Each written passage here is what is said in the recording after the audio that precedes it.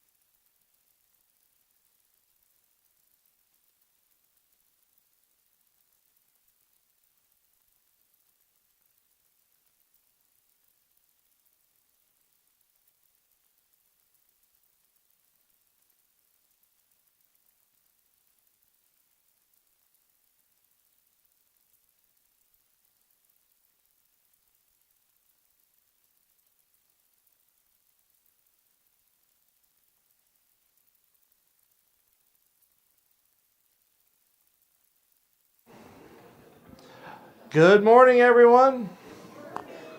Are we ready to get started? Greg, will you gavel us in, sir? There it goes. Good morning, everybody. Thank you for being here. Looking forward to another good day. I just wanted to let y'all know, for people who are interested in driving over here, I listened to the Gone Fishing podcast, which I think is a podcast by DOE EM. I guess it's EM. It's not EM? Anyhow, it's DOE. It's actually not a DOE podcast. It's by Michael Butler. We do support him and provide a lot of speakers for his podcast. And he just finished one. He's actually going to be recording another one with us tomorrow on the electric vehicles. Oh, very Stuart cool. McVain's doing that tomorrow. Well, thank you for that. The one I listened to on the way over here, for those of y'all, I'm not sure you could miss it, they did something on Oppenheimer, on the Oppenheimer movie, and they interviewed the guy who's the director of the Los Alamos National Lab, and Oppenheimer was the first director of the Los Alamos National Lab. So they interviewed him and talked. There's some controversy around the guy and everything. So anyhow, if you're interested in that, I think it's about a 40 minute podcast. So that's might be something interesting to listen to on your way home for the drive. But anyhow, nonetheless, thank you for a good meeting today, James, and good luck, everybody. Let me know if I can help you in any way. All right. James, if I can put in another plug for the podcast. So the next one that's going to be coming out, they did like families who work in the Department of Energy, and they featured 2 Savannah River Mission Completion employees. It's a mother and son who've worked out there. So that one's coming out soon, too. Any more gone fishing plugs? I'll make one. Karen Adams did one about a year or so ago about D area and the deactivation decommissioning process. That was actually a really good one too.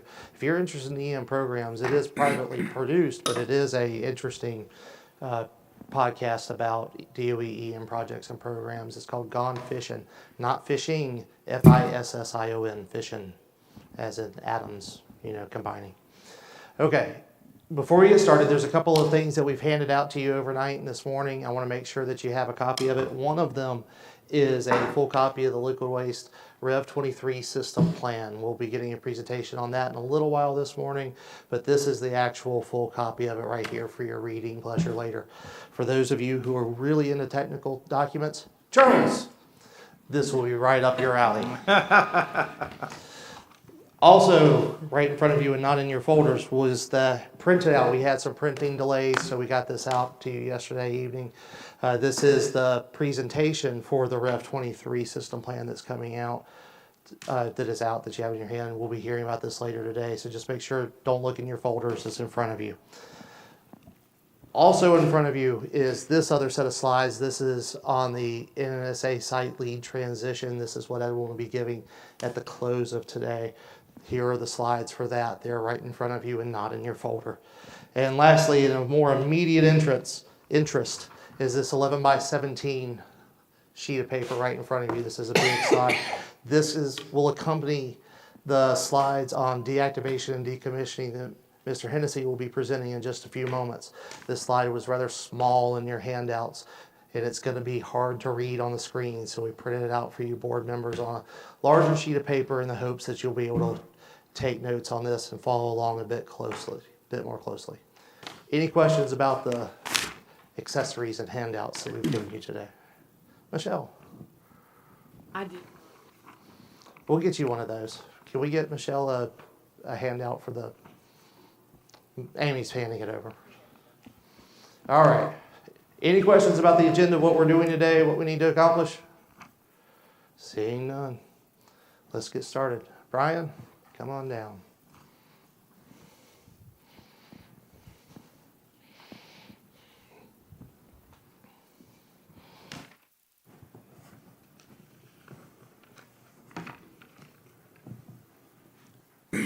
Morning, everybody. Good morning. Morning. Welcome to Citizen Advisory Board meeting, Waynesboro, Georgia. My name is Brian Hennessy. I'm with the Department of Energy, Savannah River, and I am the manager for our Federal Facility Agreement cleanup program. The Federal Facility Agreement, as you probably know, is our binding agreement with the state of South Carolina and EPA Region 4, governs the comprehensive cleanup of the site. As the FFA manager, I have 2 counterparts. Is Heather or Susan here today? Okay. Susan Fulmer with South Carolina DHEC is my state counterpart. Heather Cathcart is here representing South Carolina DHEC. And John Richards is my EPA counterpart, the FFA manager for EPA Region 4. So I'm here this morning to talk to you a little bit about our Decommissioning program. As you probably know, at the Savannah River site, there are close to 1,000 facilities, EM, Office of Environmental Management owned facilities. And when those facilities no longer have a mission, we don't just walk away and leave them. The plan is to decommission them, either demolish and remove them or to decommission them in place. And so I'm going to talk a little bit about that process this morning. So here are some acronyms. I will probably call them out as I get to them, but D&D is deactivation and decommissioning, sometimes erroneously referred to as decontamination and something or other, but D&D actually stands for deactivation and decommissioning. D and R is demolition and removal. It's one method of decommissioning, and the rest I will just call out as we come to them. So the reason for my presentation is to explain what decommissioning is, what it means, and the types of decommissioning or the different end states that decommissioning can achieve, the regulatory framework for decommissioning under our federal facility agreement, and the oversight of decommissioning under the FFA, and a little bit about the status of decommissioning at Savannah River site, and also to meet the CAB Facilities Disposition and Site Remediation Committee's work plan commitment.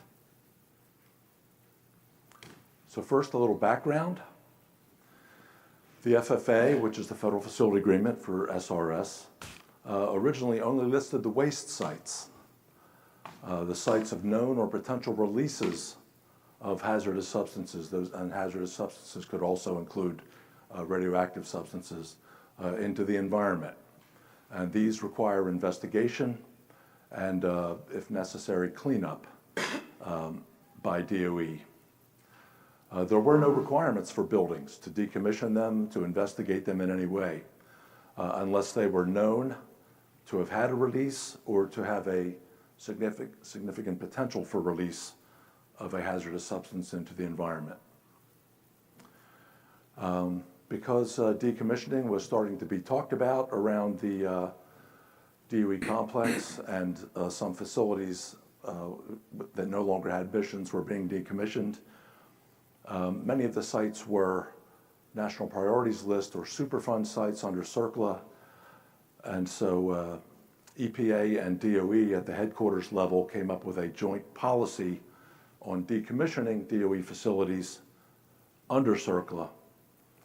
And bottom line there was that it endorsed the use of non-time critical removal action for decommissioning. And this is a type of response action that a lead agency can take at a cleanup site. DOE is the lead agency for those non-time critical removal actions. EPA and South Carolina DHEC have oversight. It is a removal action in general is just a more streamlined decision-making process than the CERCLA remedial action process, but it does provide similar public participation. And in July of 2003, 20 years ago, maybe to the day, a memorandum of agreement for achieving an accelerated cleanup vision, this was for SRS, was signed by DOE, EPA, and South Carolina DHEC, and it adopted an area completion framework for SRS cleanup. So the site was, instead of having 515 various and sundry release sites to deal with, we kind of decided that we were going to deal with them by area, by the 15 industrial areas at the site, and get some economy of scale and be able to combine some steps. And it also, that area completion framework also incorporated a process for determining whether or not facilities being decommissioned required CERCLA evaluation. So it introduced a graded approach. I'll talk a little bit more about this in a minute or two, but Some facilities are more complicated, manage more hazardous substances than others. Some are very simple, and so we graded or tailored the CERCLA approach to the complexity of the facility.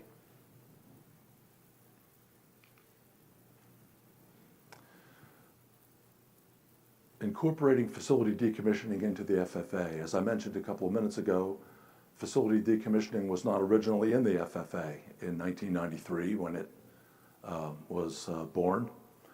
So we added it. The area completion approach made it more or less necessary to add facility decommissioning. We added a new appendix to the FFA, an Appendix K, which is a deactivation and decommissioning facilities list. It was first created and populated in 2006 with a long list of EM facilities at the site that we were identifying to be decommissioned eventually. We added a section 40 to the FFA called Decommissioning Facilities, and it described the screening process that I mentioned and the disposition of facilities, and I'll explain disposition of facilities. Facilities or remnants that need further evaluation for cleanup after they're decommissioned are added to Appendix C4, and this is, Appendix C is the list of units that require investigation, full CERCLA investigation. And they become part of an area operable unit to be assessed as part of that area. There are facilities which after decommissioning require no further evaluation because they were simple facilities, they were clean, and they posed no environmental hazard. Pure facilities or remnants. So after a facility has been decommissioned, there's usually a remnant. A lot of times the building slab is left, some portion of the foundation. Pardon me, no, that was loud, excuse me. Or sometimes it's the entire exterior of the building. And we'll talk about those different remnants and end states.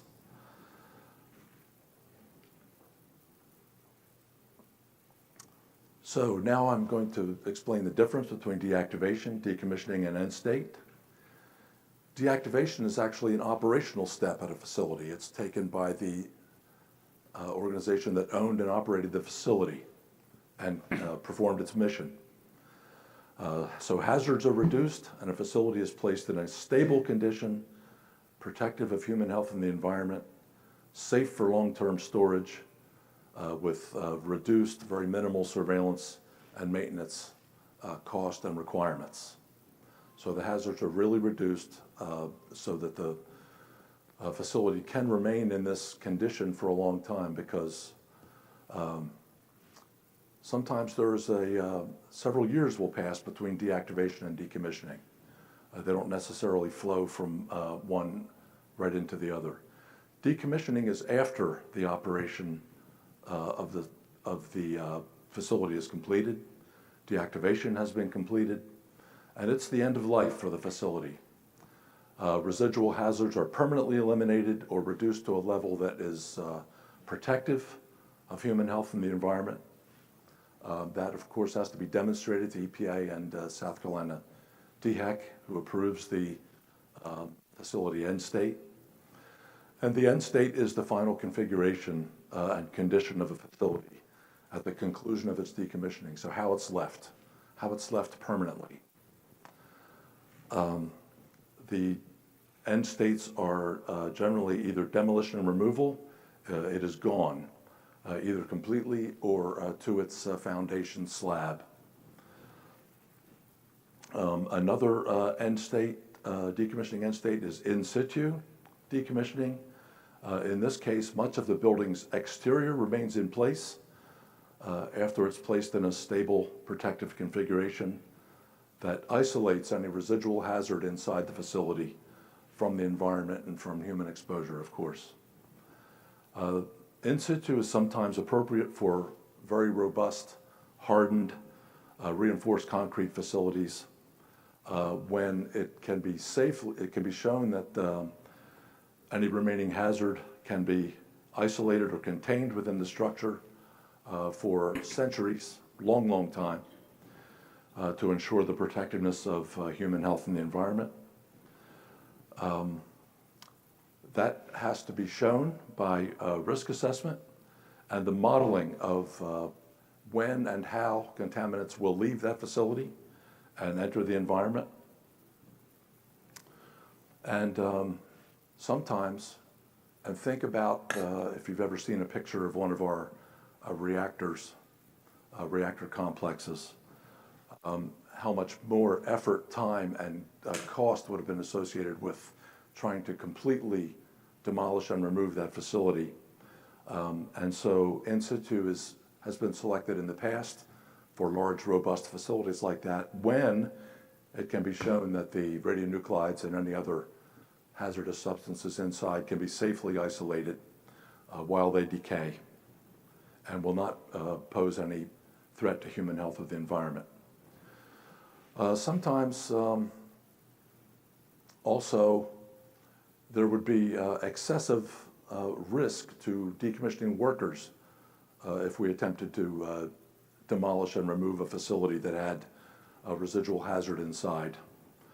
This is a good example of this is the F Area Material Storage Facility, or Building 235F, I'm sure you've heard of, where there is a relatively short-lived radionuclide, plutonium-238, inside, and handling, removing, packaging, shipping that material would incur undue risk to workers, and it can be safely isolated inside the decommissioned facility. So that's why in situ decommissioning end state was selected for Building 235F last summer.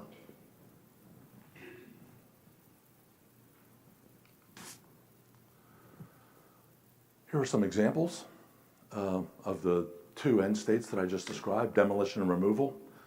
This is a small building, 232-1H, out in H area, but was actually a tritium program facility, I believe. On the left it's there, and on the right it's not. You can see the slab is left, but all of the piping, all of the infrastructure connecting this building to its surroundings have been eliminated, and there is nothing left.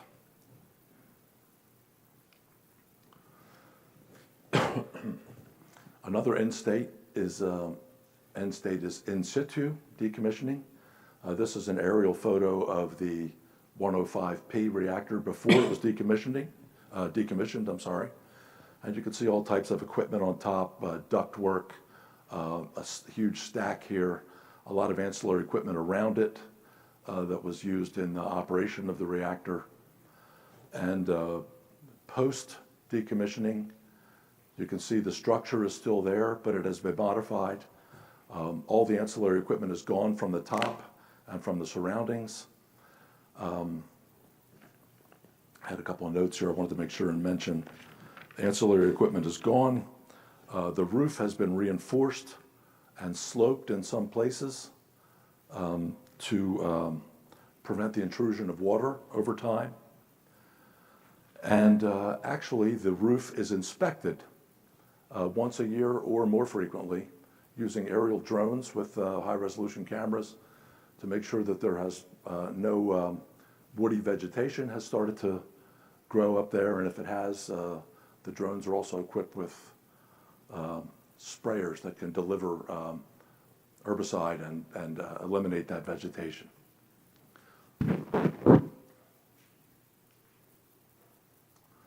So as I explained a few minutes ago, at Savannah River Site, we adopted and incorporated a graded approach to decommissioning. We use 3 different process models for decommissioning, depending on the complexity of the facility and the likelihood of contamination or a release from the facility. The first process model is called the simple model. And these facilities are essentially clean or can be made clean very easily during their deactivation. And once these facilities have been decommissioned, there is no further evaluation needed. The second process model is called the integrated sampling model. And in this case, we're not sure if it's clean or if it can be cleaned. So characterization or sampling is done, sampling or surveys using detection instruments before and after D&D. And the as-left condition or the post-decommissioning condition is evaluated during area completion if it is determined that it needs further evaluation during the area assessment later. And finally, there's the CERCLA model, and these are complex facilities, reactors, building 235F. Our Canyon facilities will be decommissioned, most likely using this CERCLA model. And here, decommissioning is performed as a CERCLA response action. Again, the non-time critical removal or a remedial action with the associated evaluations and public participation. The CERCLA model decommissioning can be performed either as a removal, and this was what was originally recommended in that 1995 joint EPA-DOE policy. And engineering evaluation and cost analysis, or ECA, is the document that that DOE produces, evaluating a few alternative end states or methods of decommissioning, and then the preferred method is documented in an action memorandum issued by DOE. Describes the method and end state of the decommissioning, how the waste will be dispositioned, and this process takes approximately 9 months to complete the evaluation of alternatives and issue the decision. 9 months is actually kind of quick. I think it actually would take a year or more. Remedial action, which is what we use for most of our waste sites, results in the preparation and issuance of a proposed plan for public comment, and this is the remedy preferred by DOE and approved by EPA and South Carolina DEC. And after public comment, the Department of Energy issues a record of decision, and it takes 16 months or more to complete this evaluation and issue this decision. And again, 16 months would be on a pretty fast track. The facility remnant under this CERCLA model would be included in the area completion evaluation. And some examples of this CERCLA model are the R area reactor building. You saw a picture of the P reactor a minute ago. The M area production area, a few buildings there. And the another test reactor in B area that was called the heavy water components test reactor. This was actually decommissioned using removal, and ECA was submitted on this one. So this is your 11 by 17 handout, just because it's difficult to read in your slide package.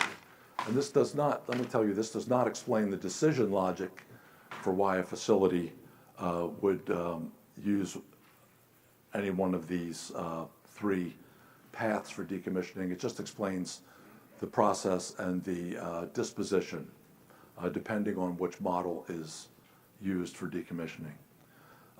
So let's see. First, the Department of Energy creates a document called an FDE, or a Facility Disposition Evaluation, that informs the regulators of which model we intend to use for this facility decommissioning. They have to approve or not approve that. And depending on what model is followed, the documentation, of course, everything has documentation, and facility decommissioning has a couple of documents. It's governed by a core team protocol that we worked on together, EPA, South Carolina DEC, and DOE. We created this about 20 years ago, and it's been updated in the last couple of years, but it's called the Protocol for Review and Concurrence on Facility Decommissioning Evaluations, FDEs. and decommissioning project final reports, or DPFRs. And it sort of does explain the logic about which model is selected for decommissioning a facility. Before decommissioning, we submit an FDE. It describes the facility, what we know about it, what it did during its mission, process history, existing data, and DOE's recommendation of the decommissioning model, either simple, integrated sampling, or CERCLA. And EPA and DHEC concur on that. After decommissioning, we submit a DPFR. The decommissioning project final report describes what was done to decommission the facility, the condition that it was left in, and any data that was collected to verify the end state condition. As I mentioned, sometimes there's sampling done during decommissioning of integrated sampling model facilities. The DPFR proposes a disposition either to the K2, the clean list, or C4, the list of facilities that will need further evaluation. The regulators approve this, and if the CERCLA model is used, we do not produce this DPFR document because we would have CERCLA documentation that would take care of everything. Either a removal action report after a removal or a post-construction report if remedial action were used.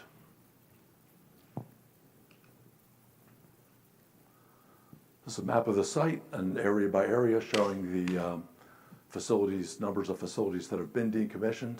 That's the completed list up here. The categories are industrial, nuclear, and radioactive. So as of now, 317 are done. To go, there are 809 and the three categories. And this is just a breakdown by area. As you can see, the relatively high numbers of facilities are concentrated here in the center of the site. H area has a large number, 190. F area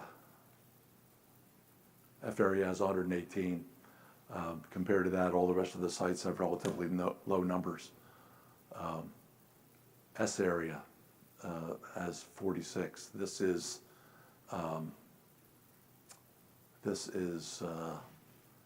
where DWPF is. Is that what F area is, Jim? S area is, Jim? Okay. Yeah, the Defense Waste Processing Facility, but still here in the site center.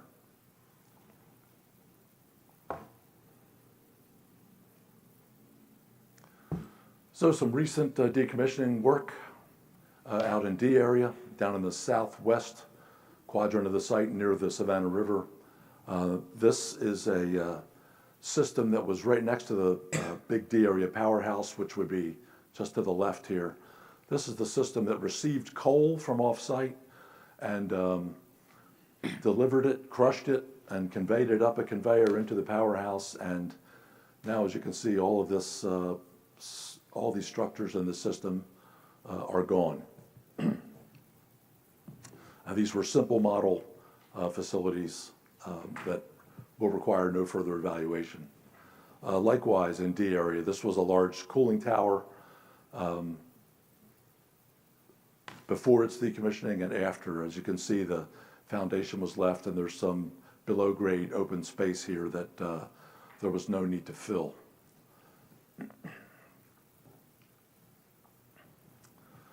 And as for current and future decommissioning, our highest decommissioning priority is the F area material storage facility, building 235F. We received a CAB recommendation a few years ago about accelerating the documentation to get on with this. We've done that. We selected the CERCLA model. We issued the action memorandum last June 2022. The preferred alternative is in situ deactivation and decommissioning of the first and second level process areas and an engineered roof, meaning a roof whose construction and materials are going to make it extremely durable and protective of the inside of the facility. This project is in planning for design and construction, and it's anticipated to take 5 or 6 years to complete.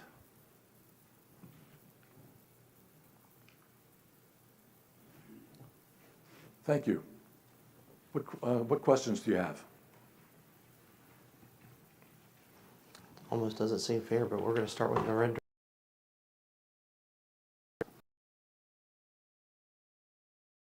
In the beginning, you talked about FFA. Fits in the FFAA. The tank farm, there's an F tank farm operable unit and an FFA in all the high-level waste tanks.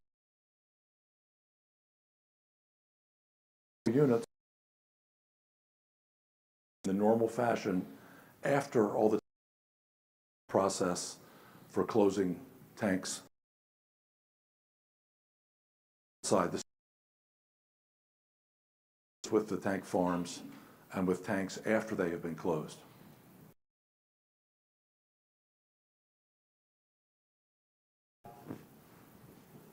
John Thomas. Appendix, the C.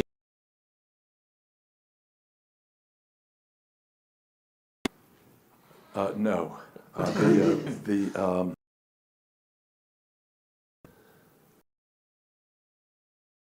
How they relate to these areas. How they're linked to the areas? Yeah, so They're how would listed- I know which? Okay, I'm sorry, John. I was just, if we think of the completed 317, is that C, is that K, you know? Completed, they would either go to K2,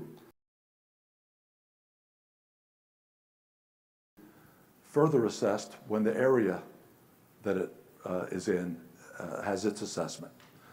And so I will say that the total here, 1126,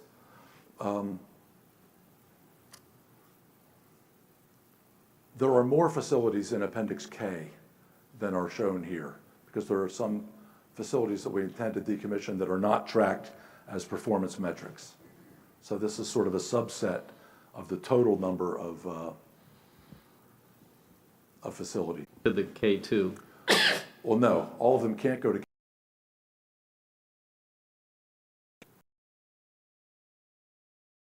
But after, as go.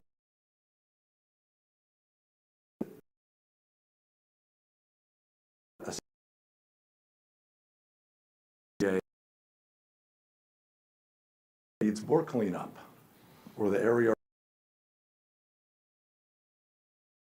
function of the record of decision for the area. Facility is fine, it doesn't need any further action. It still won't go to K2, it'll just be disposition.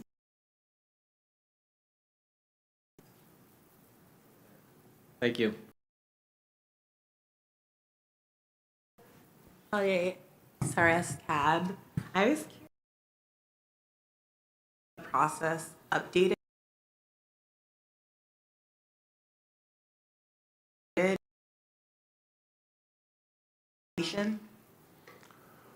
The process for deciding what model we will use, is that what you're asking? When will it be, how often is it updated? Yes. Okay. To update it. So the original protocol that came into being around 2000, that specifically what it was lacking was facilities to go to K2 if they were found to be clean. So that's why we updated the process, or the protocol rather. Nothing else about it changed. It just lays out the steps for facility walkdowns by the regulators, submittal of the documents, timeframes for the review, and things like that. But other than allowing integrated sample models to be dispositioned either as clean or requiring further evaluation, there was no change to the process. And no other changes are anticipated right now. Yeah. I'm also curious about you could provide more insight into what the circular evaluation process is like. Which process? I'm sorry. When we do a circle evaluation about the facility, and of course, we have a lot. The facilities were operated for many years. There's a lot of in it, how it could have gotten to the environment, and then we any additional information we think we might need to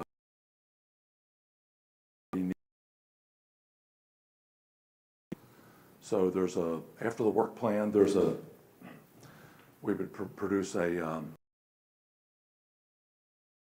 investigation report that would include an estimate of risk posed by the facility. Based on that, we would determine whether action is needed. If action were needed, we would generally do a feasibility study, an evaluation of alternatives that we would consider, and then we would prefer one. We would select one. And that preferred alternative would go to the public for review in a proposed plan. Now that's one type of circle evaluation where we would just and any information that we gathered, we would produce that ECA, that engineering evaluation and cost analysis, an evaluation of alternatives, and the preferred alternative would be announced in an action memorandum, and then a removal action would be done to decommission the facility. So that's the circular process. I know that's a lot of syllables, but that's how it works. Yes. So that process, it takes like about 9 months, according to your slides. Yeah, that's, I don't know who wrote that slide. That's really optimistic. Okay. So it takes, okay. So it takes a, how could, or what do you believe, or perhaps how you guys could leverage, there's like a new modeling system that you guys have? I wonder if that, Well, we are bound to use the removal or remedial. Now, when we decide 5F as an example, we decided that we were going to use the removal rather than the remedial because remedial is much longer. It has all those steps.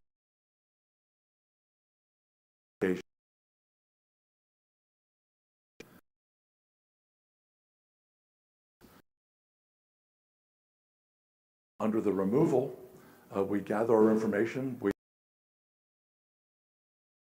develop these different alternatives.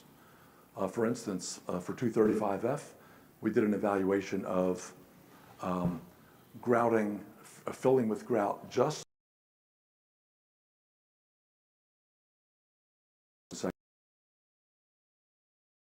evaluated grouting the entire structure, both floors.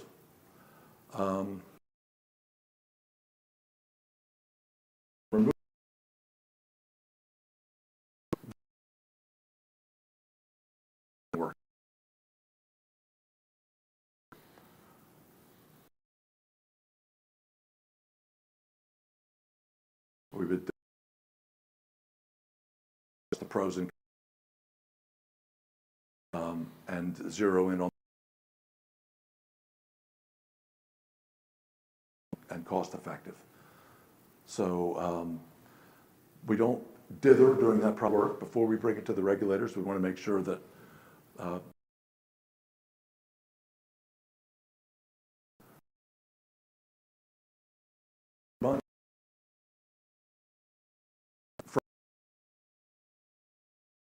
the funding anyway.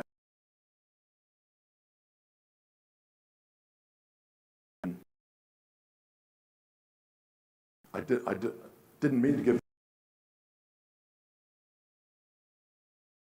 alternative is announced, excuse me, that the project starts the next day. It takes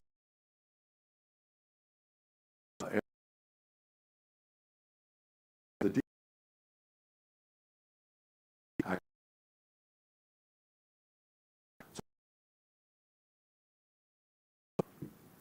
and the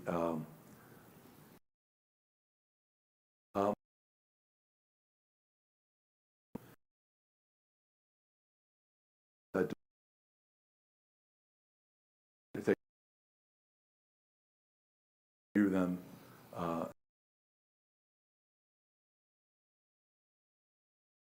usually there's a revision after some comments are submitted.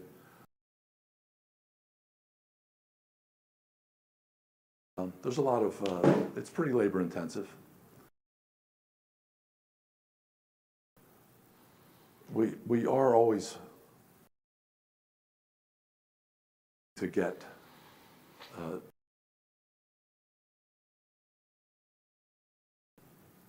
Yeah. I have one last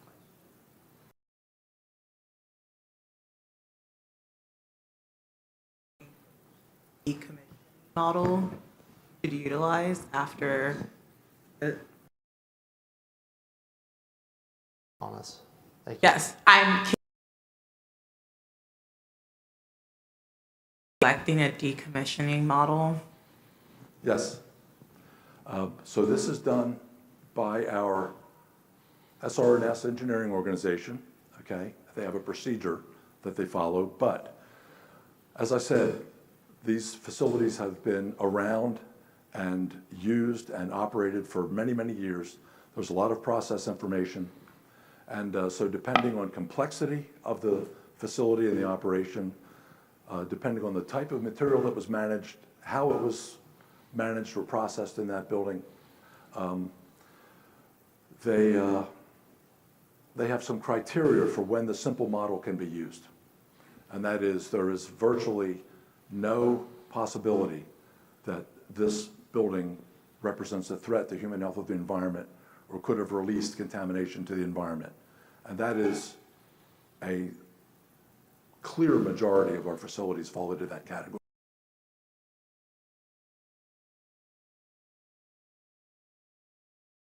If we're not sure, if it could be a clean facility or with a little bit of housekeeping during decommissioning, it could be made clean, or maybe not. Then we use the and tells us, you know, this thing really doesn't pose a threat anymore.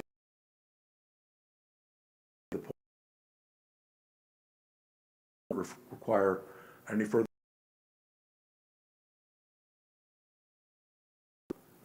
Yeah, we think that this building area, see what its contribution to the area risk is, assess, and that's kind of the process in a nutshell. Type of analysis we think the decommissioning calls for.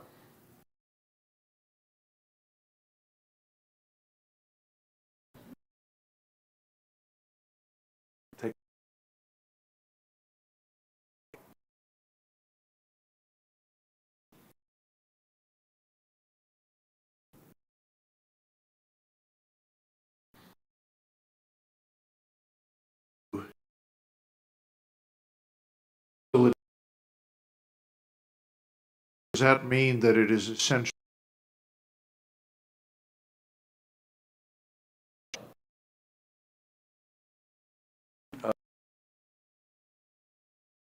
In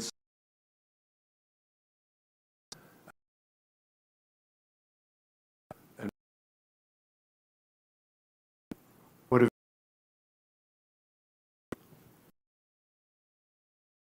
that would not be good.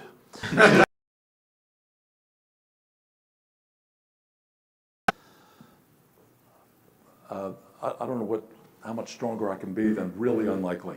Okay, that reactor that you saw a picture of,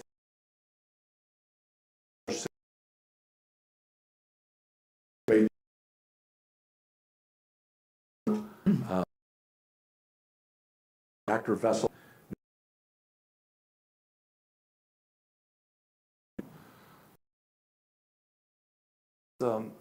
This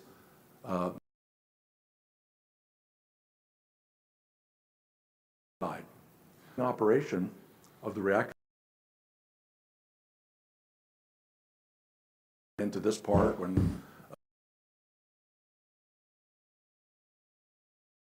have all been permanently sealed. There is staying in there. The roof has been reinforced. And we have design. And in the case of Building 235F, construction and materials are calculated to years. Huber, Mike Budden. Building collapse. When we one monolithic block, and we agree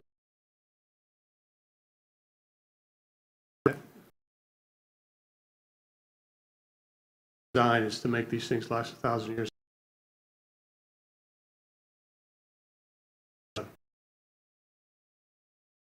So these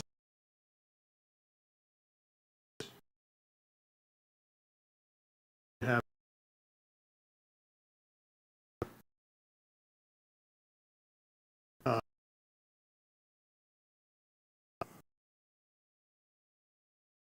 is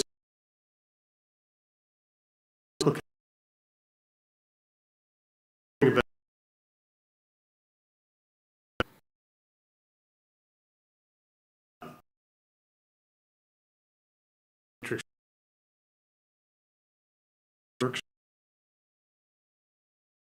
Also have to figure out, is there groundwater running underneath this facility? So you have to understand where the groundwater is underground. So that takes a lot of planning. If you don't have that data, or you'd have to go dig wells and figure out where the water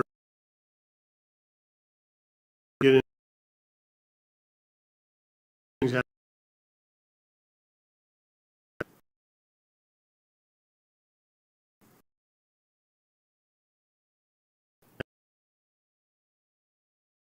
water.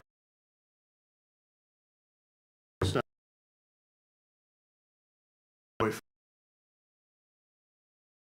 mine's starting to break.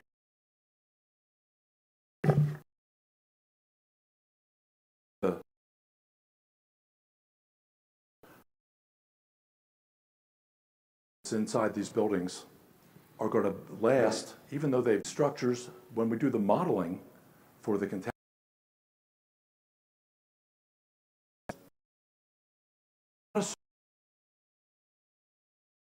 It's assumed in the modeling process that at some point in the future, 1,000 years, 2,000 years, that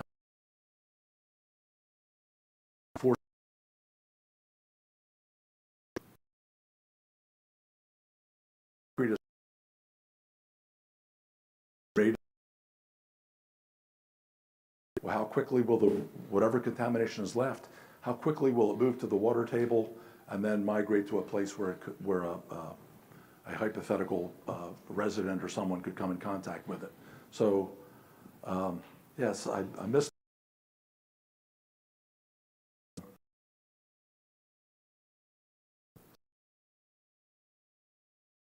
Point.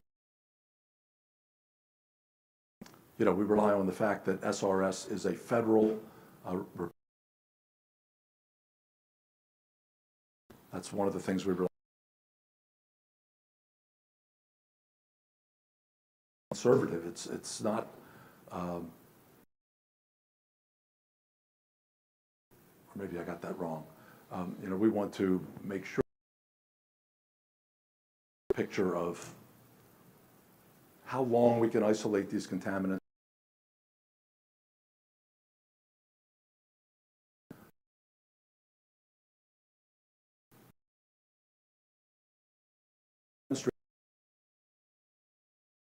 Sure,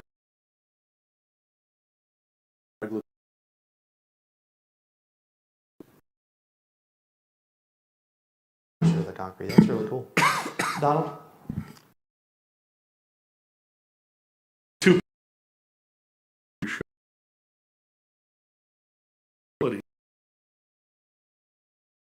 Nuclear and radioactive.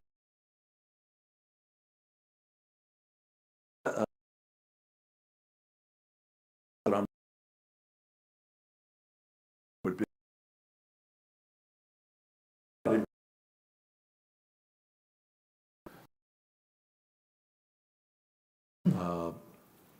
activity levels, maybe specific type of radionuclides, maybe certain processes, separations facilities, reactors, different categories. I'm really not sure what those criteria are. What would cause a facility to move into a time-critical removal action?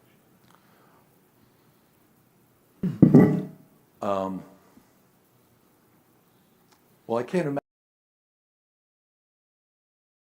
sitting around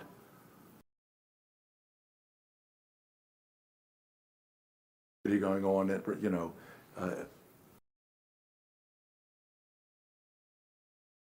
it's hard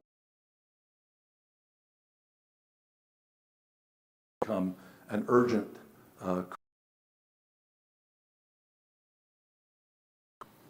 time critical cuts out the evaluation of alternatives step. What we want to do here. Time critical, we would just get together with our regulators and say, here's what we want to do. Are you guys okay with this? And we would put out a evaluation of alternatives that would go to the public. Yes, it could be done more quickly if you cut out that evaluation of alternatives, but I can't imagine that it would be appropriate for decommissioning of alternatives in general.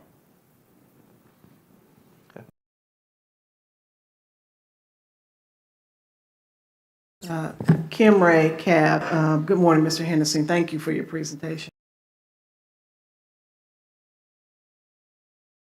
But the circle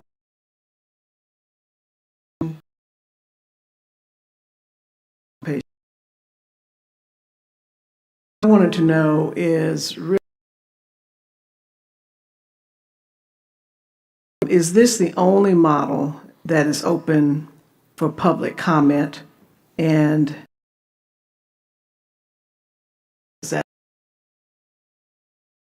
where is this proposed plan public?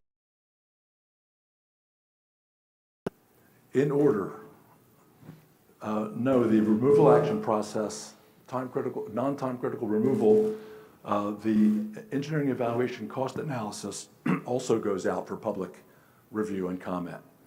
So not only remedial, but removal has public review. Whenever we issue a document for public review, there's an environmental bulletin that is published by the site announcing that the document is available for review. We have 4 reading rooms where there's actually access to the document. Those are at University of South Carolina, Aiken, the University in Augusta, whose name escapes me right now, Savannah State University, and University of South Carolina, Columbia. So those have reading rooms.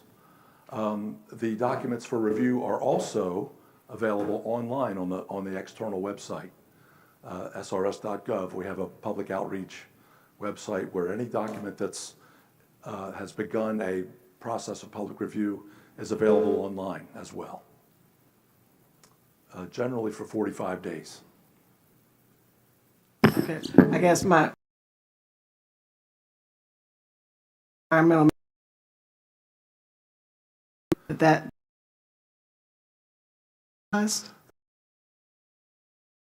Tell you the names.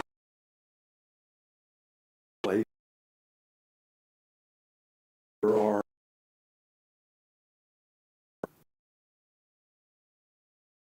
ads.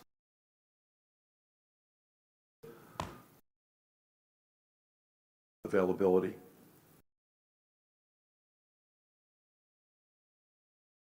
Environmental bulletin, which I understand has in the CSRA.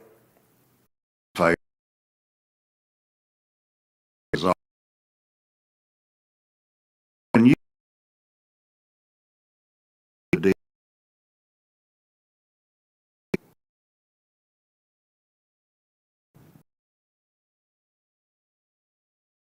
in its later life, it made medical isotopes.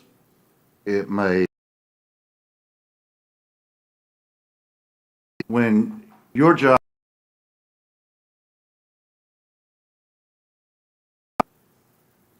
who else will do the work that was being done there? Look at that. And I'm thinking about also,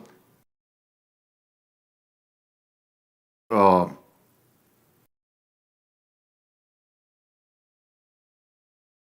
but we're also talking about, and where's the water going from HK?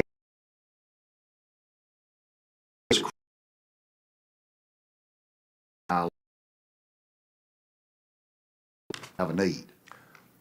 It's not an unfair question. It's very fair. I just can't answer it. Yes, Charles, those are, we're operators, we execute the policy that's been developed. So all those things are being studied at headquarters, but not, they ask us for under their purview up there. And they are doing a study to figure out what we got to do, what capabilities we're going to need, and what that. I want to mention, excuse me, that date for having all the tanks closed is 2037, not 34. Phyllis? Phyllis Britt, CAB. Is there an obvious line in the sand when you're looking at in situ versus removal? Set of criteria that you can say, okay, this way.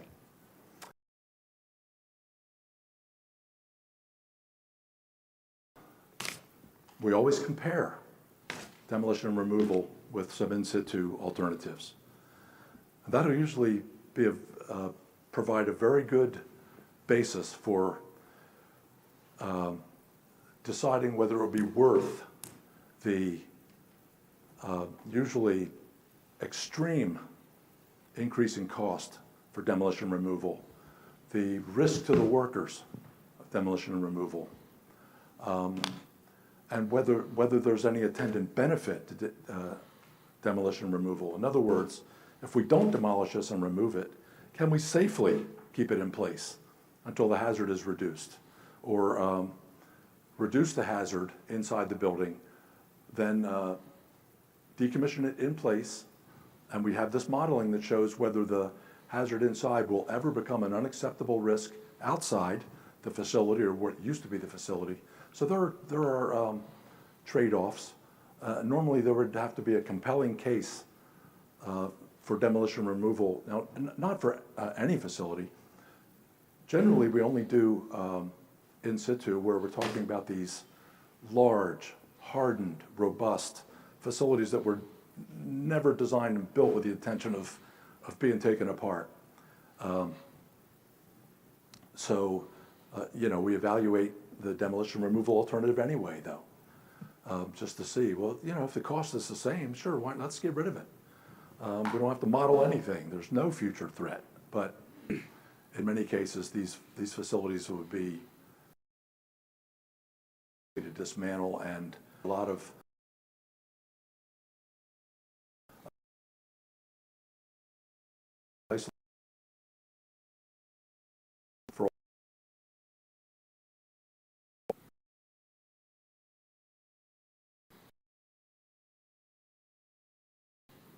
that are in situ or going to be in situ versus, these decisions aren't pre-made. We don't- Right. Yeah, but, okay. So we have 5 reactors at SRS, and they kind of all Right. look like that Right. reactor with that we decommissioned in situ. The other 3, we have already decided are going to be decommissioned in place. Same thing. We don't have decisions pre-made. The only other one that's already made is the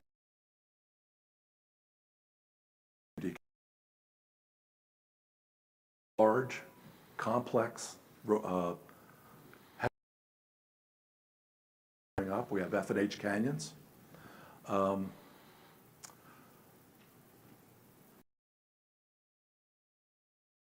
Odds are, at this point, I would imagine that we're not going to plan for the demolition and removal of H Canyon and F Canyon. I would imagine. But that evaluation's yet to be done. So it's a small number. The in situ number is a small number, select facilities, very large, very complex. The hazard that's inside them can be safely kept inside until it's decayed. And it would be extremely difficult, costly, and risky to attempt probably 12 or 15 facilities out. You know, the number one, so when we started on 235F, first attempt was to remove all the plutonium-238 from the cells in which the work had been done. But in the course of that process, we got to the point where it was going to take some extraordinary mechanical effort with guys, personnel, by hand, in glove boxes, trying to chip this stuff out because it was tightly adhered. And at that point, we stopped because that was unsafe for those workers. And then we went back to say, okay, now we know how much is left. Can we do this in situ and do it safely? Plutonium-238, you don't want to do open air demolition to take that stuff apart and get it airborne, just be a disaster. And so we figured out that we do it in situ. And we'll take the same. H Canyons had all kinds of radioactive material go through it, as did F Canyon. If you want to really do an open air demolition, we've seen those in the past, other places in the complex where things didn't go well.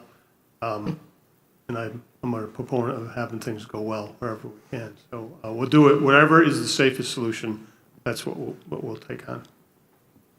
with the recommendation from the CAB regarding L area and trying to hang on to it, what kinds of criteria will you have to look at to decide whether you can make it safe? You know, if it were to be used as a museum or as a, we had a recommendation last year. That's the historic preservation for the Yeah. reactor. What kinds of things would you have to evaluate to be sure that it's safe for people to go into? Well, we already have reactors. You'd only allow them in spaces where there was no contamination. The control room, where that sort of thing, if you were going to do that. So L area, I don't think it would be that hard. I mean, there's plenty of areas you can go through that L reactor that there's no hazard. Where the spent fuel is kept, you wouldn't have anybody going in there. And we don't really have the end game determined for what we do in where the spent fuel is being kept. So we're a ways off from figuring that out. And again, that's one of things that's being studied at headquarters, how we do that, spent fuel going forward. So, yeah, we would just have to look at where the hazards are and can you cordon off the space where people can get to and not be exposed to any hazard. Thank you both. So that would also be in the realm of NEPA, I think, the National Environmental.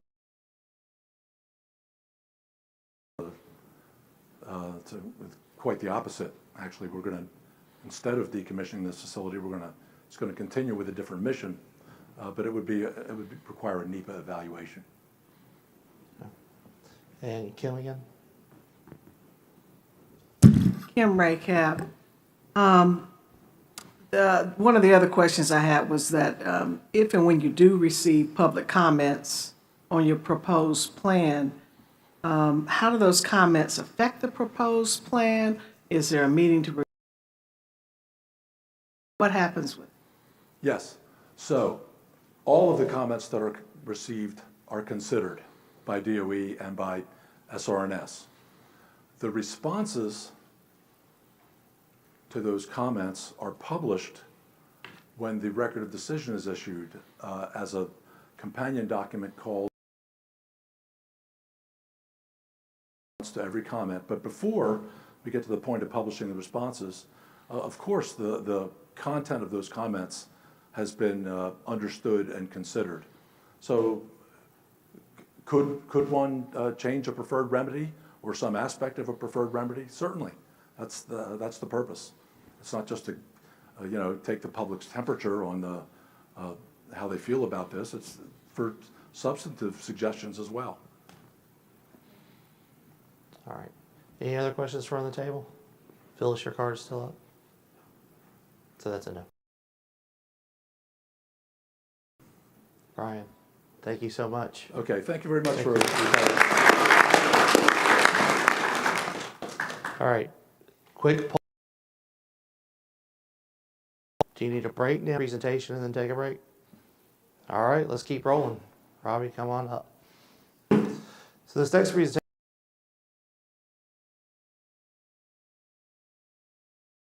Rick McLeod. Robbie is the new Rick, as he's probably getting tired of hearing. But his presentation is going to dovetail in a little bit because he's going to talk about how not just Source Grow as a whole, but also how what the work they do dovetails in with the D&D process. Just a bit. Whenever you're ready, sir. All right, good morning. All right, I can hear me, so that means y'all should be able to hear me as well. As James said, my name's Robbie Bennett. I've been on anything I tell you that is wrong, I blame on somebody else today. All right? Hopefully I have everything lined up and good. I've actually served on the board of the CRO for 9 years and formerly past chair, so I'm very excitable about the topics we're going to talk about today, the impact that we're having on the community, and really some of the key opportunities that I want to highlight for you all. James, typically when I speak, I get very excitable. I like questions being thrown at me. Is that acceptable? Absolutely. All right. So if y'all have questions while we're going, shoot them at me. I find that it helps shape the direction of the conversation when we're doing presentations. So a little bit about the CRO. We are a 501c3. We were established in 1993. You can see a little bit about that. This is more important of a slide to me. It tells you a little bit of breakdown about us. We are a private nonprofit, so like some nonprofit boards, you can apply to be on our board. Our board is a little bit different. We have 22 positions, 11 from Georgia, 11 from South Carolina, and it's divided based on key appointments from anyone from the chambers to your economic development entities, our congressional delegations, and local governments. That said, as I mentioned, we were designated by Department of Energy along with several other CROs across the country. There are now about 8, I believe. But that and looking at our wonderful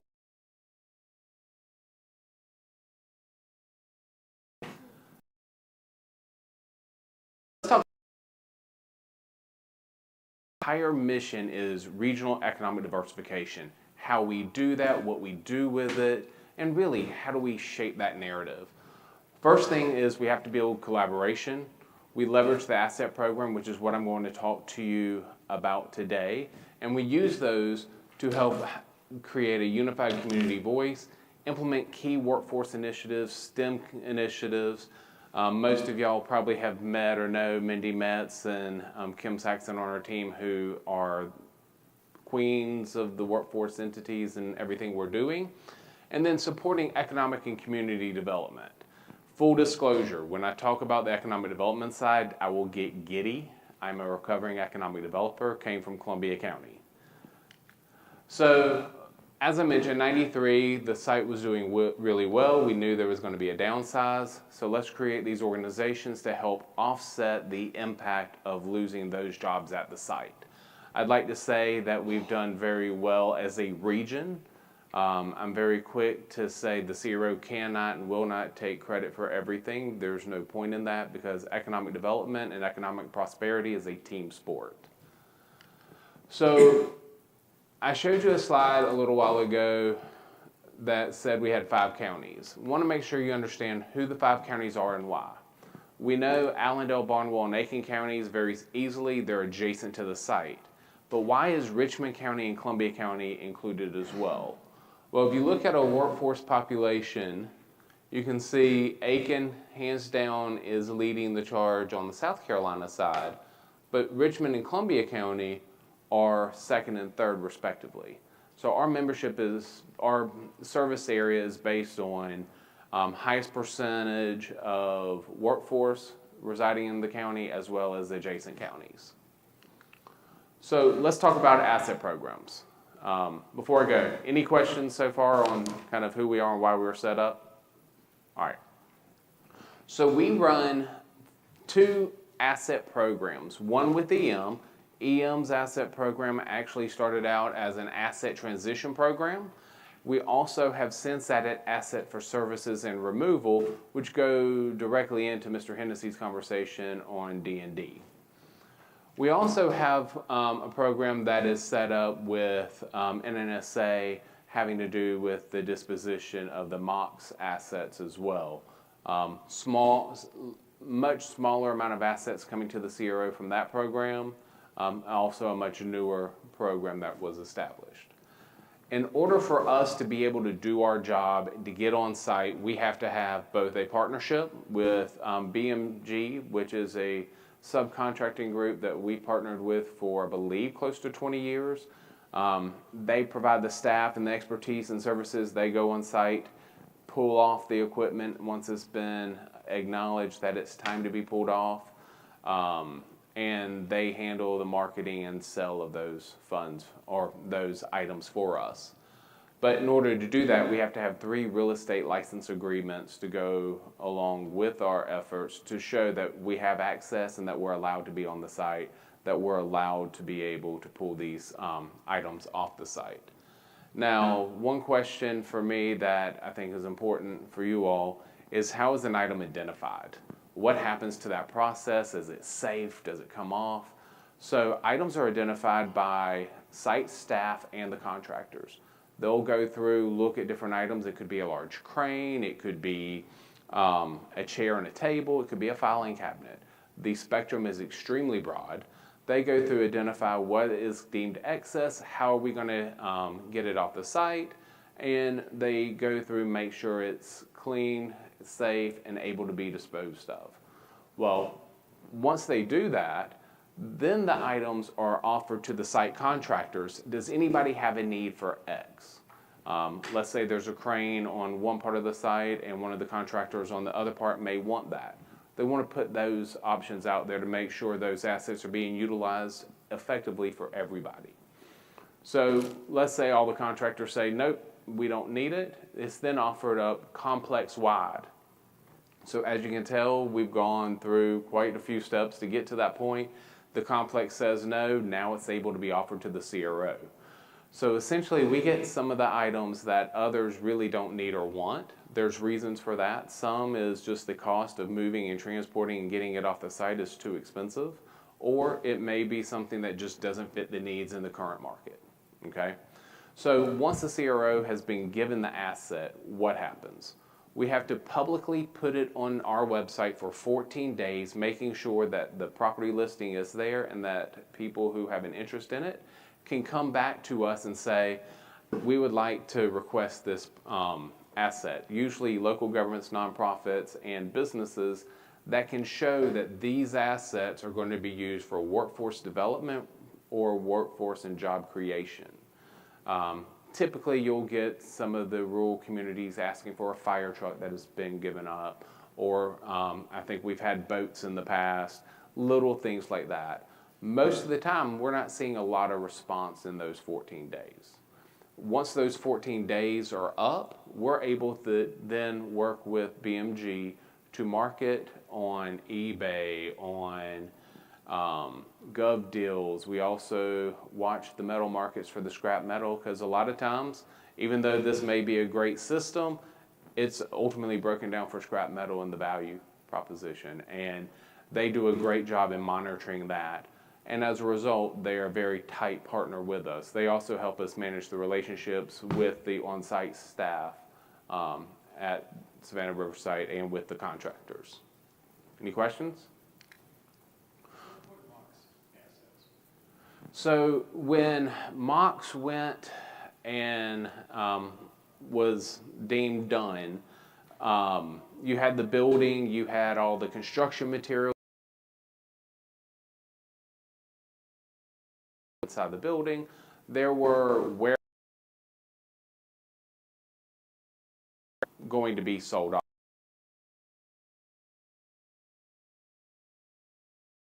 I think the net to the CRO is roughly about $700,000.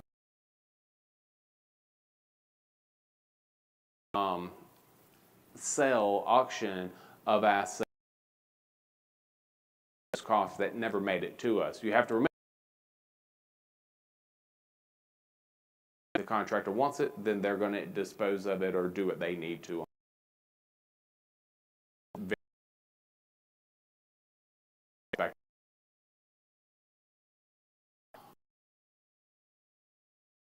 does MOC stand for?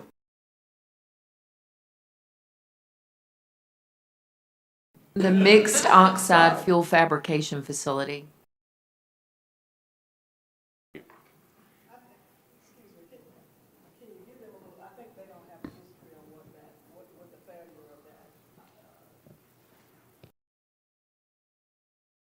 Fabrication facility was an NNSA project that was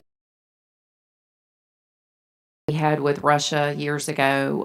The facility ultimately was canceled by the Department of Energy, and that is the building that is now being repurposed for the plutonium, the plutonium mission. MOX was terminated to give those to the community through the community reuse organization. And all of the things that ultimately came where the department to the state of South Carolina. Yes, ma'am.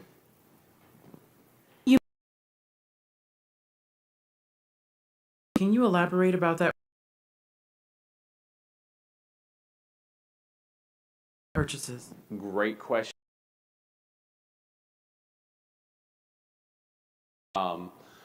So when the assets come on together to remove the assets, there is a cost to remove assets. There's a cost to remove either assets for services and removal, or there's just a cost to truck items. We have had as an asset, you have a 50 to 55%. The CRO gets an administrative fee of around 20% off of the net income. The remaining balance goes into community program funding. What that looks like from 2014 to 2024 has been an allocation or at least a and we're going to go through this in good detail, I hope, to really kind of show what those funds are being used for. But let's talk about what those funds actually equate to. A few years ago, we did a 5-year sample of what those assets look like. On every asset, we get a sheet that shows what the acquisition value was, so essentially what it cost the site, the contractor, DOE, to buy the items. On that list, you had $5.3 million of assets that were being given to the CRO. Well, a used asset does not necessarily have market value at that acquisition value. Our gross sales on those items was roughly $400,000, which equates to 9 cents, okay, of the actual per dollar value. But with that 9 cents, we've been able to leverage $8.2 million. So let's be very clear. What we've been able to receive has been extremely generous and has had a profound impact on this region and community. And without this program, a lot of what you're going to see in a few minutes would not be possible. And I think that is very important for everyone in here to understand. So, but it's also important to understand that just because we've gotten $5 million worth of assets doesn't mean it's actually worth $5 million. We do the best we can to make sure we market these items, get them the highest dollar you can. So eBay is a great example. Not all items will go on eBay, but a lot of items are cross-referenced from Gov Deals. So there's, how many people are familiar with Gov Deals? Okay, so Gov Deals is a website. It's kind of like an eBay website. You can go on and buy items. Local governments, counties, fire departments all put assets that they're going to sell on Gov Deals. We put our assets on there as well. It's a way that, let's say a community is looking for an item, they can find it, or there are truly people, ironically enough, my brother-in-law is one of them, who follow Gov Deals to find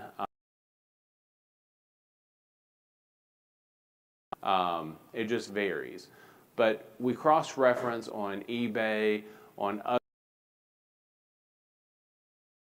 ships to maximize the dollar.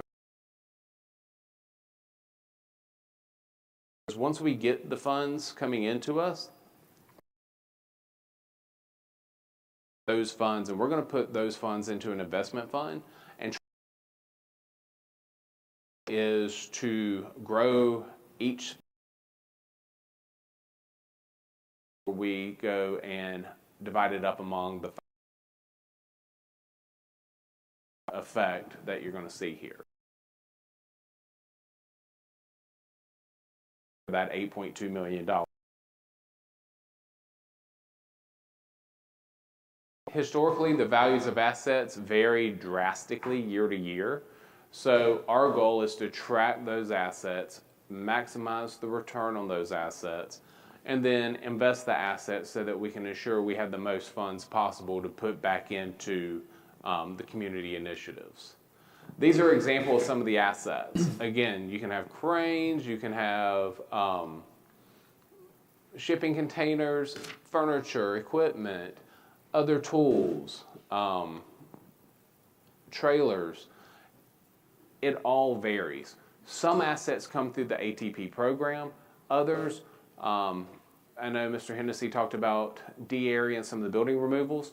Our team was involved in that. In return for the services for the removal, we've received different number of trailers and other assets that we are then able to sell through the process to cover those costs. In that time frame, we have sold or decommissioned, I believe, 69 trailers from the site. In addition to that, we leverage infrastructure as it's being redone or cleaned up. We actually have a milling project coming to us from road resurfacing. Those road millings have a great value to us. We're able to sell them, put that money back into the community. Railroad ties, the old steam pipe that was coming from the Savannah River across 125, taking those items and selling those are what we're really good at. And this is an example of some of those assets. So to your question, where does the money go? In 2014, we set up a funding program that was divided into 4 main areas. Community allocation, this is for the 5 counties, 2 programs in each of the 5 counties. First program is infrastructure funds. Infrastructure funds can be used by your economic developers to put in roads, do other site grading, anything that's going to allow them to create a marketable opportunity for economic development. The other piece of those funds went into either a marketing, general operations type funding, or workforce development funding, which is something we added this year, or this 5-year cycle. We have planned funding of $4.1 million and have allocated $3 million of that. That's just based on the timing of the program, when the funds are available, and do they have a project that they want to use at this time. Regional workforce programming is extremely critical. These are funds that Mindy and her team get to use. They leverage those funds for STEM career connections, really telling the story of workforce development and helping build collaboration and partnerships throughout our community. Community issues are topics like workforce studies. So in 2009, we hired Booz Allen Hamilton to do a nuclear workforce study. That nuclear workforce study shaped the next, really ever since has shaped the direction of the CRO. It ended up developing the nuclear workforce initiatives. It's helped support and secure funding that we'll talk about in a minute from DOE for the ANSWER grant, which has then been leveraged into additional grants. These funds have been extremely important. We actually are going to be using, hopefully, we'll see how the board votes this week, but the plan is to ask the board to help fund a regional housing study. Because if we know we have growth in the industry coming, we need to make sure we have the right mix of housing, both for the industry we see coming here, but you also have to remember, the site is a major employer, but we have a lot of large employers and a lot of growth industries in our region. So we want to make sure we're helping those industries grow and have their resources. And then asset transition expenses. In some cases, there are items we're moving, there's a cost to it. We're not actually going to get the value out of them, so this helps cover those costs. I will say this program has been extremely beneficial to the community, but it's also been beneficial to DOE. I believe in 2022, a report came out that said our program that we've done at Savannah Riverside has saved taxpayers nearly $12 million in addition to this. So this is the breakdown of the funding for each of the counties. Again, some counties have drawn down their funds. Some counties have not. All these funds are run through the economic development organizations. And we try to encourage collaboration between economic development, Chamber of Commerce, and other regional economic development initiatives. And these are some of the regional impacts. This is where I'm going to be a kid in a candy store, so please forgive me ahead of time. So these are 5 area industrial parks in each of the 5 counties. Sage Mill in Aiken County, SCAD Park in Barnwell. This park is in Allendale, Augusta Corporate Park in Augusta, and White Oak in Columbia County. I can talk with relative certainty about the impacts of CRO funding on White Oak because I was the one there and leveraged them. I will tell you, without the seed funding of the infrastructure funds that we leverage for engineering and master planning, White Oak could not have existed the way it does without the funds from the CRO. That's probably a lot more of an extreme situation than some of the others, but in every case, infrastructure funds have flowed into these parks. What do you think would be a great return on that money? Do you think $10 million in capital investment? $100 million? Throw out a number. What do you think would be a great return? What if I told you these parks have leveraged more than $3 billion in announced capital investment? In addition, they have created more than 7,000 jobs. Now, can I say CRO funding is the reason why? No, but I can show that the CRO funding went into these parks and were leveraged very well to create success in our market. Okay? Now, SCAD Park's a much larger example of this was land that was originally part of the site that was passed through the CRO to the redevelopment agency in Barnwell, and that alone has generated exponential benefit to the market. I mentioned the workforce. Well, the workforce funding has also generated a lot of return for us in the community. I believe we're touching now with Nuclear Science Week on the virtual side, 11,000 students.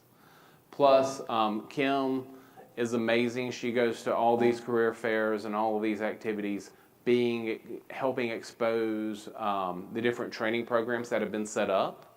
Let's talk about that.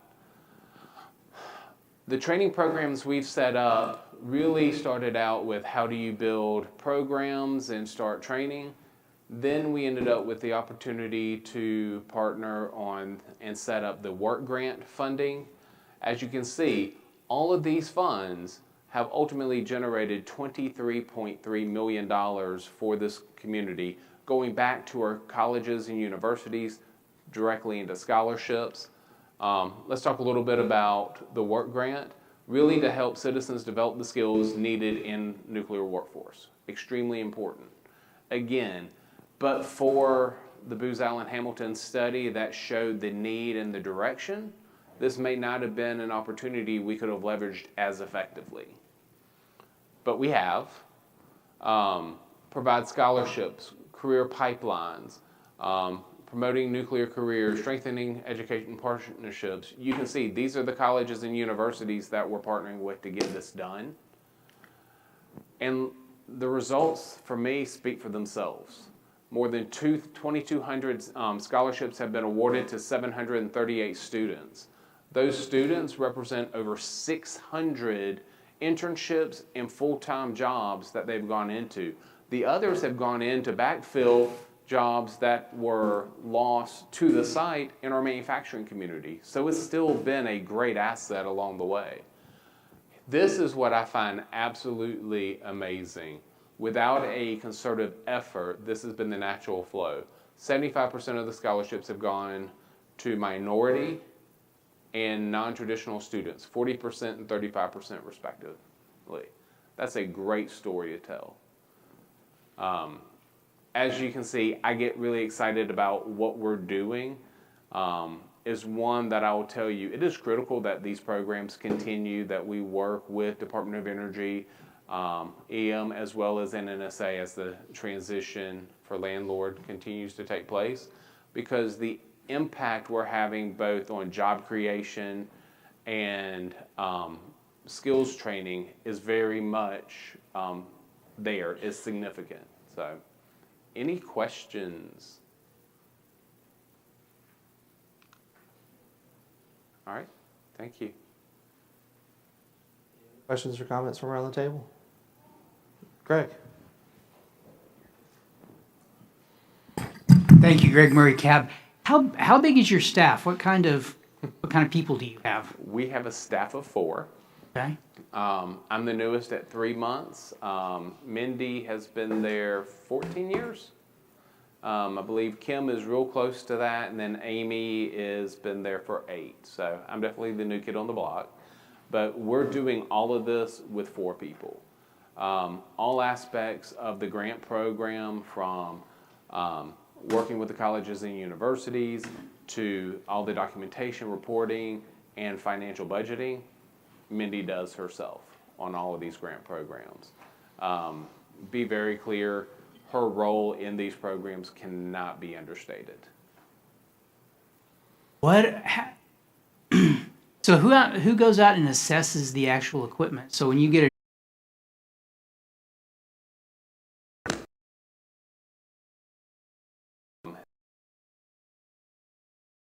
these processes, he's taking lead on that. There and what we're dealing with ahead of time, but for the most part, his expertise, he's been working on site for well over 20 years. He understands what's coming off and where the market is. And he knows when to let it sit, and he also knows when to let it sit and then bring it out in the future. So, What do you do with something that you can't get rid of? say that again. What do you do with something there's no interest in anybody buying? Pretty much. So one of my counterparts at another community reuse organization, his whole philosophy is we run the largest yard sale in Tennessee. It is that simple, but let me back up.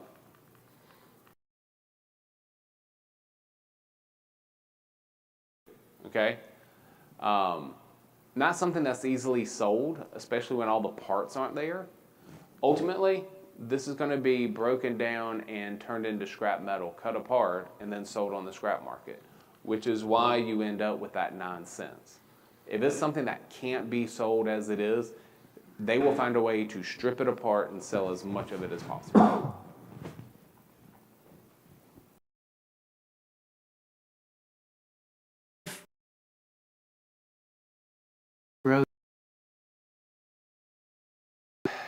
If we had to go and recreate everything from scratch, absolutely.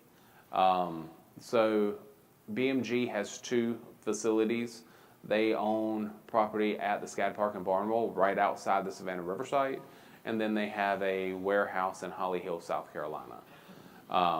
If it's something that's going to sit a while, chances are they're going to put it out at the Barnwell site because they have a lot more acreage that they can take up for that. Whereas other items may go straight to the warehouse for easy turnaround. It just really depends. If we had to own our own warehouse in this process or lease warehouse space from someone to do this, it would be very hard to make numbers work. That's part of what I'm doing now is looking at the future of the program. What does the future look like? What are some of the concerns we need to be monitoring and paying attention to, and ensure that we're able to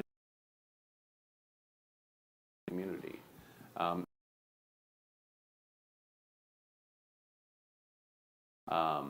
But right now, so Is there, excuse me, is there a network of CRO assets with? So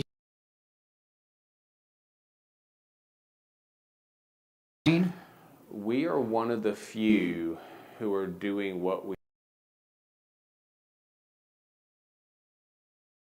think you guys probably know better than I do on this one, but everyone was set up a little.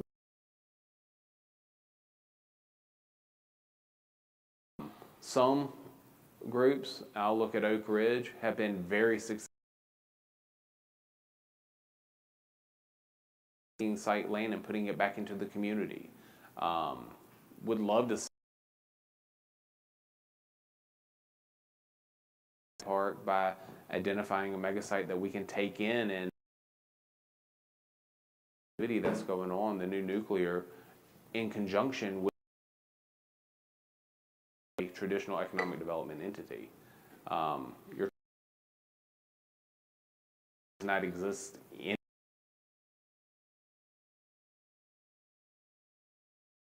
with new landlord, everything else, an interest or a need for that. Other but we've done this asset program because of the partnership we have with BMG. Thank you so much. We'll come over here to Bobby. Bobby Williams, CAB. How do you determine what colleges do you partner with? Great question. For the most part, and I may have to yield to Mindy, all of these are in our service area with the exception of Claflin University. The goal has been really who has the capabilities, interest, and ability to stand up the programs and provide the learning that needs to be done. Correct. James, can Mindy come to the microphone? Yeah. Because she can stand up. Morning, my name is Mindy Metz and I'm with the SRS CRO. And to additionally answer your question, the colleges originally became partners in our programs because they are actually represented by people on our board of directors and represent our region. And so that's how it initially started. And then in time, it has expanded to include Claflin University through one of our NNSA grant programs where they wanted to include an HBCU. And then we actually have some additional HBCUs that are also participating in a separate component of these programs. HBCUs receive funds from a variety of sources, so our program is not the only way that colleges get support and funding. I hope that's helpful. Do you plan to add other colleges, partner with other colleges? Right now, we're working within the bounds of these grant programs, which are actually slated through 2026. And as we look to determine what the need is in the future, we'll be working with the Department of Energy and Environmental Management on what their future needs might be as well. We stick within what our mission is, which is to serve our 5-county region, which as Robbie shared is Aiken, Allendale, and Barnwell in South Carolina, and Richmond and Columbia counties in Georgia. And our goal is to help local people in these regions develop skills for local jobs. And so those factors go into how our colleges are selected. Okay. And how does the student, what criteria do you use for a student to apply for a scholarship through your program? So what we do is we are the organization that puts together the program. We work with each of the colleges individually on what their component of the program is. Funds are awarded to us, and then we work with the colleges as sub-awardees. So to answer the question on how the scholarships are awarded, that is independent of each institution. I can tell you that it's very, very significant, the amount of the scholarships and the programs that the students have been able to go into.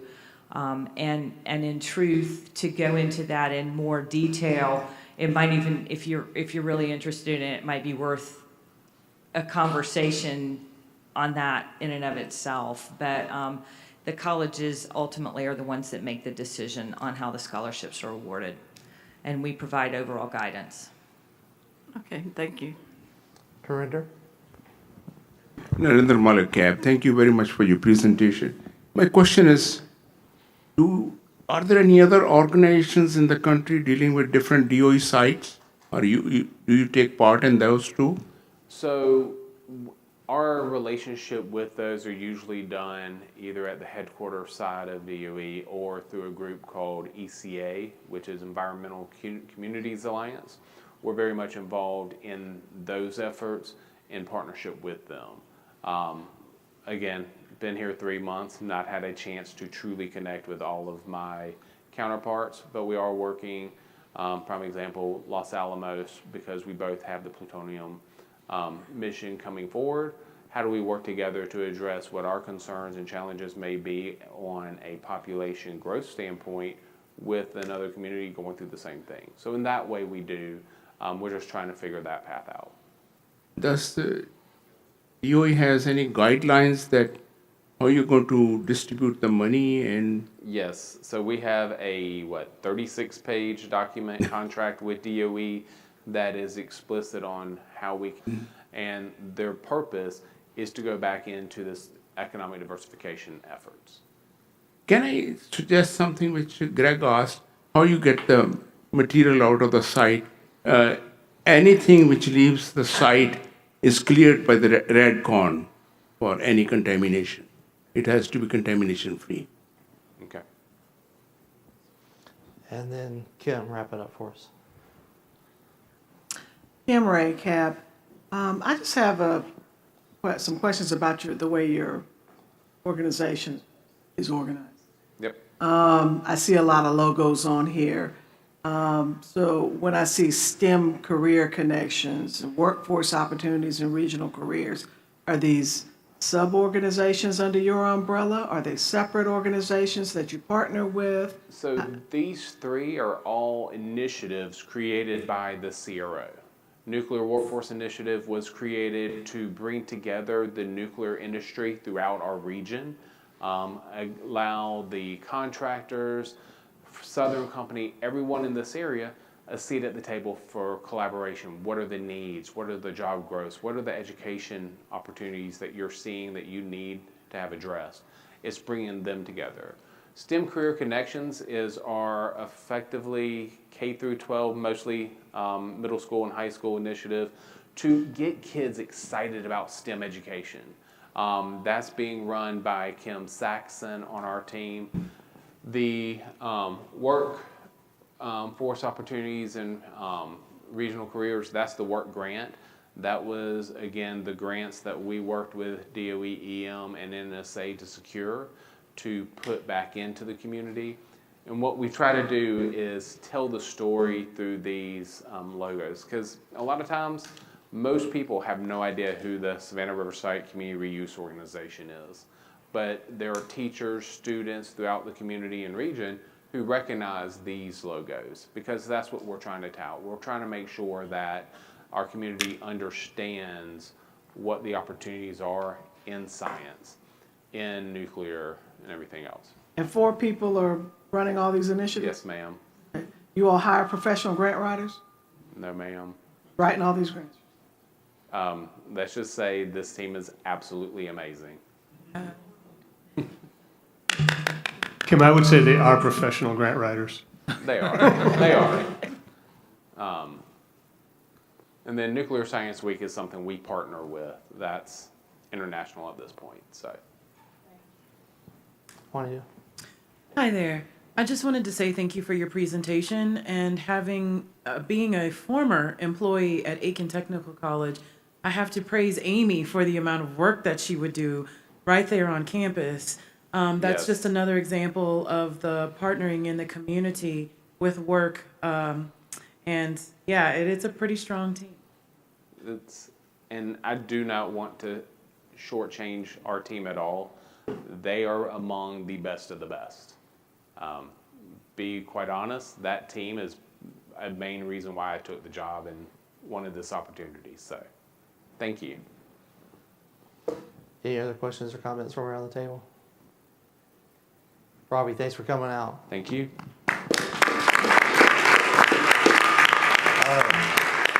We're running a little bit late, but I promised you a break, so we're going to take it. As long as you guys agree to be the definition of haste, we are going to get back together at 11 o'clock. You've got 6 minutes to make it happen. 11 o'clock. Go for it. Go now. Less setting, more moving.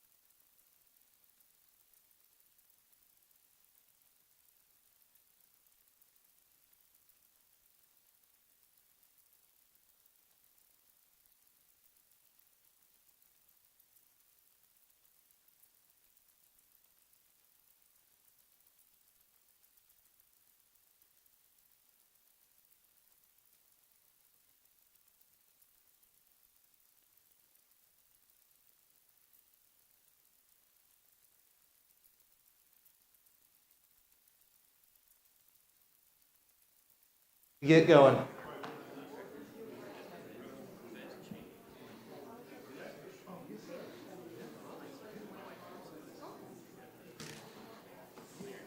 If anyone sees any cab members in the hallway, please encourage them to be less there and more here.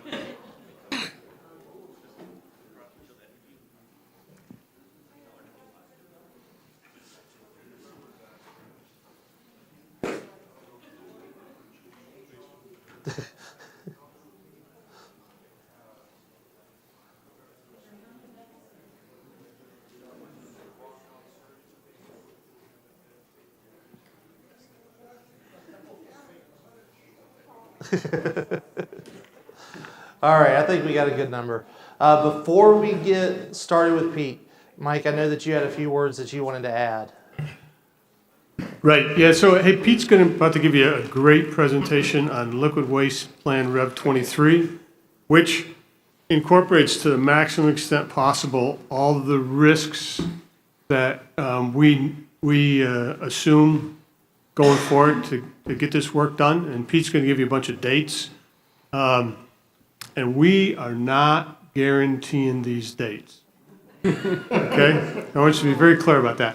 You know, I studied to be a project management professional, got qualified and everything, and nowhere in that whole course of instruction and taking a test and everything, was there any assumption that you'd be doing a project with a firm end date using 70-year-old underground radioactive piping and other facilities and one-of-a-kind facilities to do chemical processing of tanks in which you have less than perfect understanding what the chemical makeup is of those tanks? So huge risks in here, right? Many of which the engineers do a great job of figuring out, quantifying, all that kind of stuff. But there's another risk that we can't control, we're not in control of, and that's the appropriations we get, the funding that's available. So what we're going to guarantee is that with the funding we get, we will do our best to meet these dates.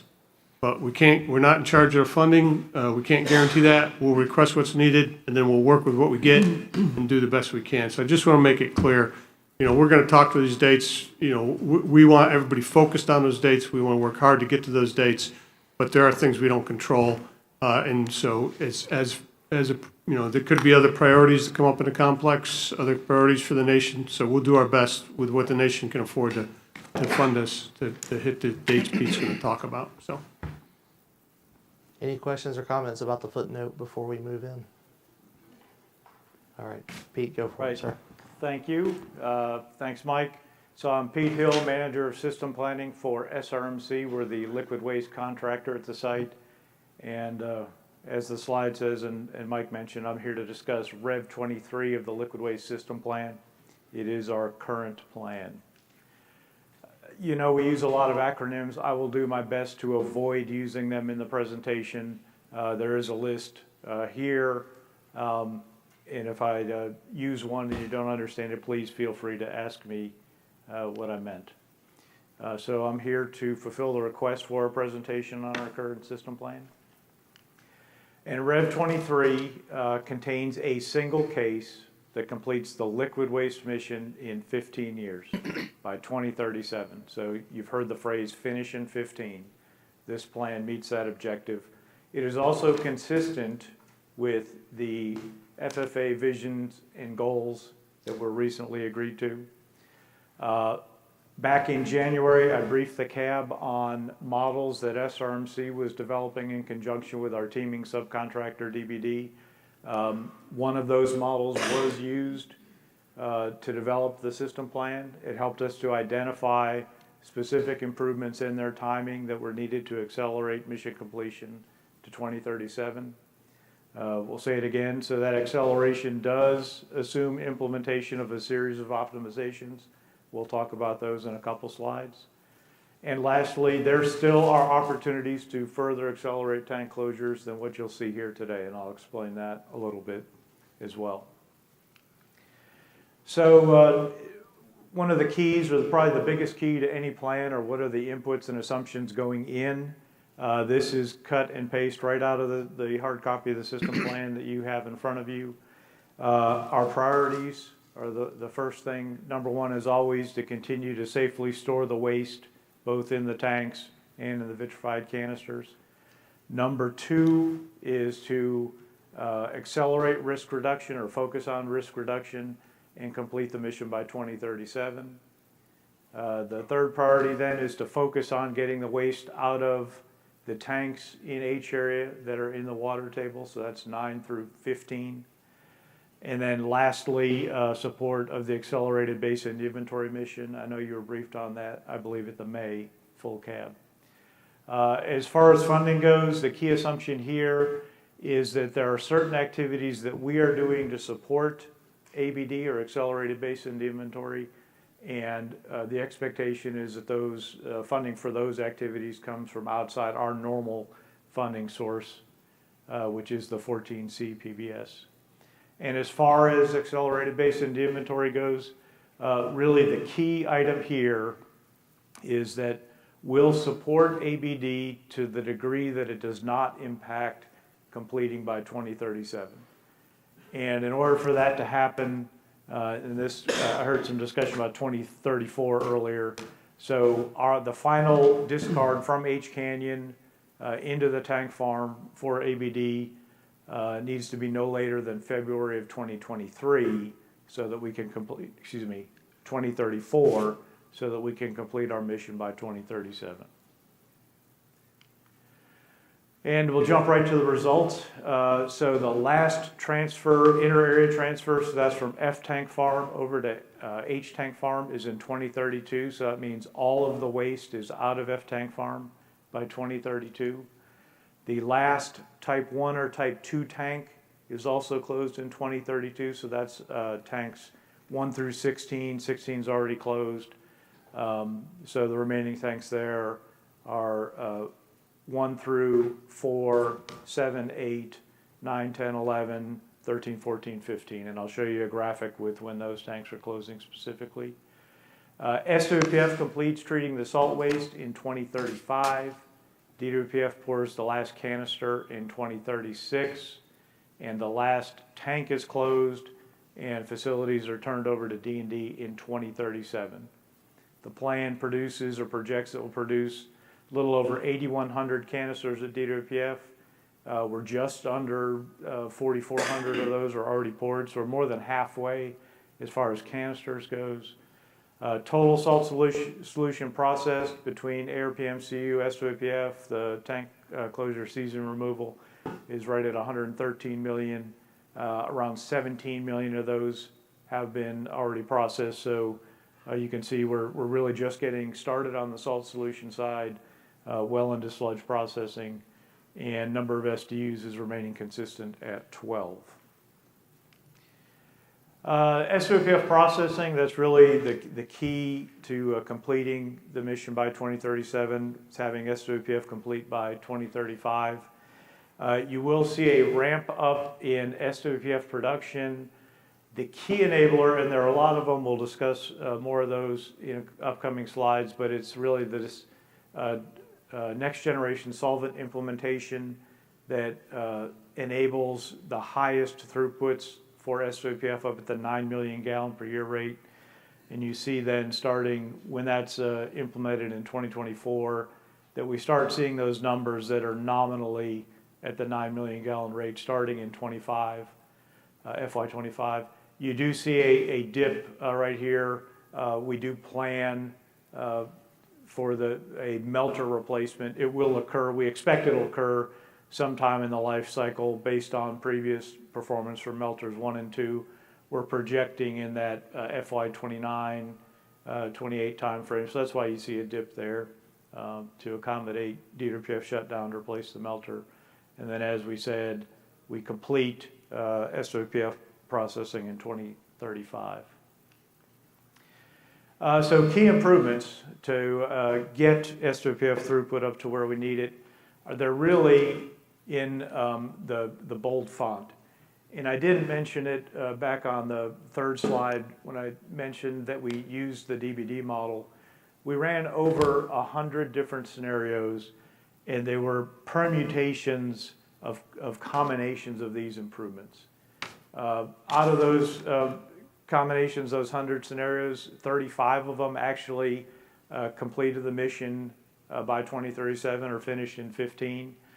And what we were able to determine from those various model runs is that we have to improve filtration at SWPF. We have to optimize our MST quantity and strike time. That's monosodium titanate. That's at SWPF. The 100% throughput rate for solvent extraction within SWPF, it's currently 21.6 gallons per minute. With NGS, that instantaneous rate will get to 28 gallons per minute. When we get to those higher throughputs at SWPF, we start seeing where DWPF's ability to receive the effluents from SWPF, especially the strip effluent, DWPF's ability to receive those and process them can sometimes cause backups into SWPF and therefore reduce SWPF throughput. So there are a combination of things that we can do within DWPF to limit that lost production at SWPF due to that backup. And lastly, even if we do all the things up here, we could get to the point where getting the DWPF recycle out of the building and back to the tank farm could become limiting. So we had to do a combination of these. In fact, the one that we have chosen that's in the Rev 23 execution case is this decreasing the sample wait time within the RCT. Now you'll see this list here. This is what is printed in the system plan, but to tie it to what you've already seen, those improvements on the previous slide are these improvements that you were briefed on at the May CAB, I know, for the SWPF improvements, and you will receive a briefing on the DWPF improvements in further detail in September. So it's not two different cookbooks, it's the same list of items presented in a different format. FFA commitment. So I don't know if you've seen it yet, but back in December, there was an agreement, or we agreed to a new sequence for preliminary ceased waste removal for the older tanks. And preliminary ceased waste removal is when all of the waste is out of the tank. And then operational closure is when traditionally that tank has been grouted.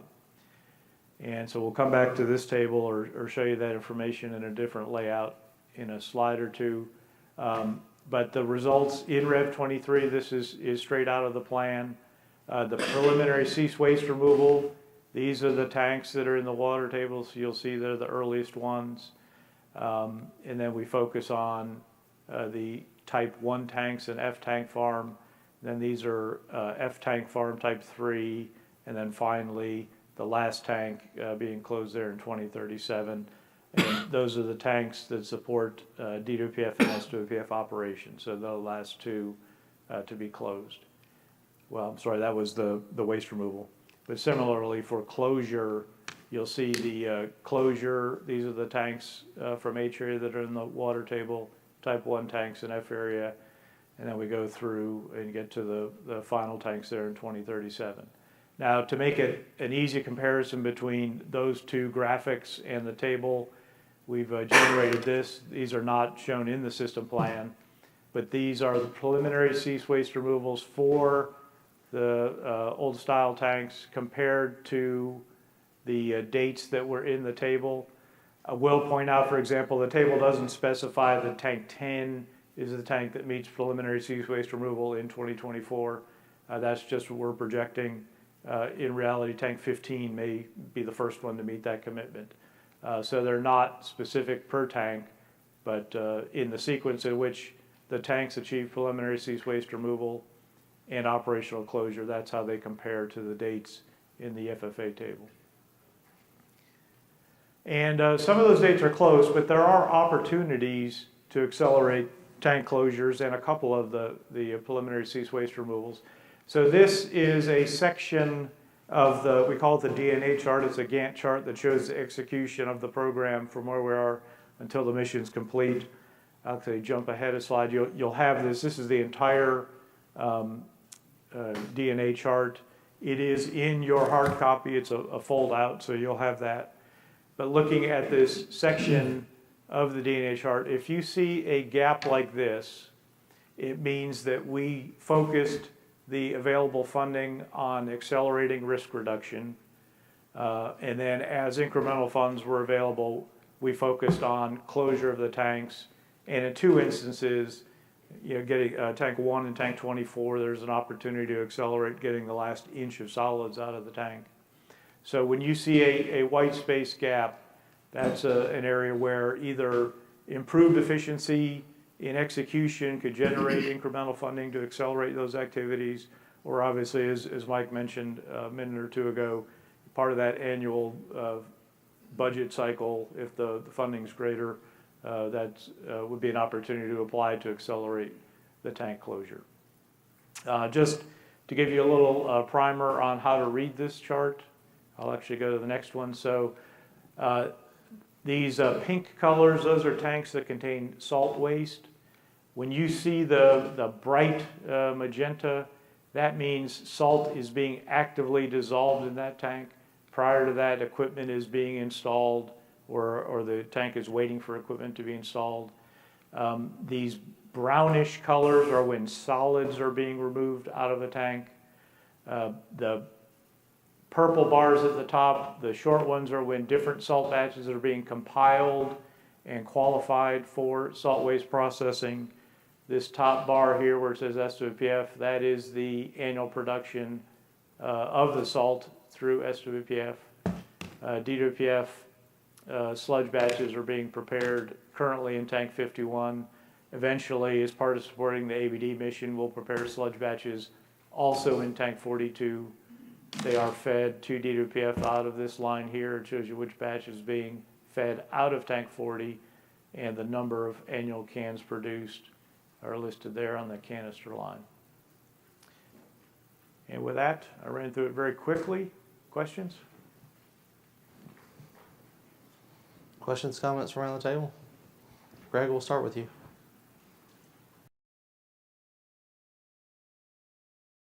Your initial table, I guess, that had the dates, the initial dates in it. This table? For Rev, yeah, that one right there. That one, yeah, okay. yeah. Yeah, it's actually faster than Rev 22. I figured that. Are we talking 5 years faster, 12 years? Sorry. Around 24 years.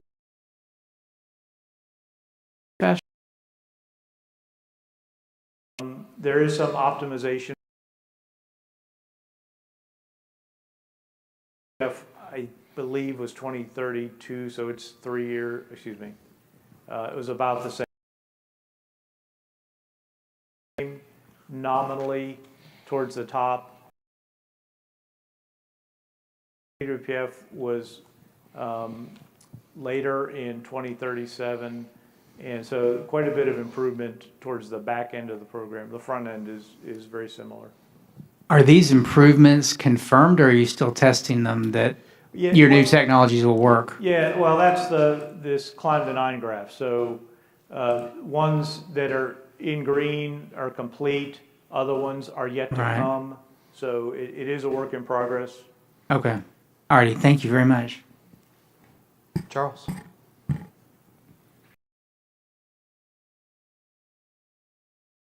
Between the terms removal.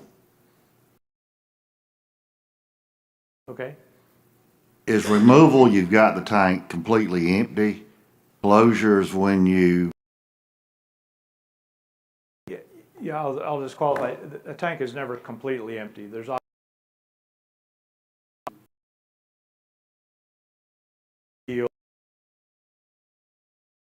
preliminary cease waste removal is when we've gotten to the point where we believe, and in agreement with DOE and EPA and South Carolina DHEC, that the waste, there are criteria to maximum extent practical, and then there are limits on, Brian was talking about, future dose to someone when the material potentially get to the water table. So the preliminary cease waste removal is that we've agreed that we believe that all of the waste that needs to come out of the tank has come out. There is a possibility, because we then do and run that through that long-term modeling, that we could realize, no, we really need to get a little more of that out. That is rare. It may have happened with one tank. I'm looking back there at Larry. I think tank 19, there was a tank we decided to go back and do additional removal on in the early 2000s. So that's the preliminary cease waste removal. Is the waste is out of the tank. Operational closure then is that the transfer lines out of the tank, any sources of liquid into the tank, electricity.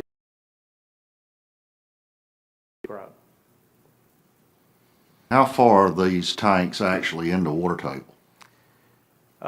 Tanks 9, 10, and 11 are left. 12's already closed. It's, obviously the water table moves up and down, but I'll say nominally half of the tank is in the water table, and the tank is 30 feet tall, so 10 to 15 feet. Tanks, the tank is near the top of the water table, so depending on the level of that, it could be. If the tank is empty,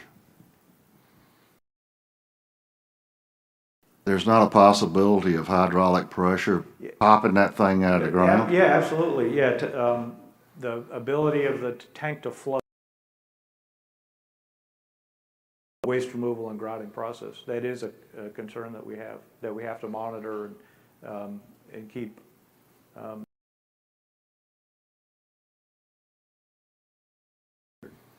Final.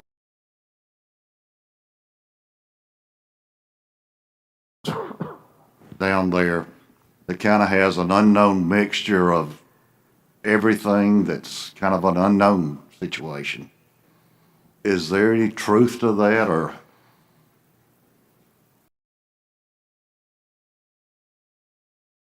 As to the contents of the waste of both F Canyon and H Canyon operation. So,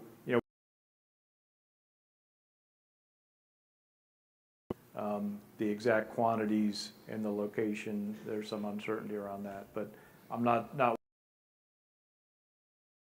this, unknown material in them. Any other questions?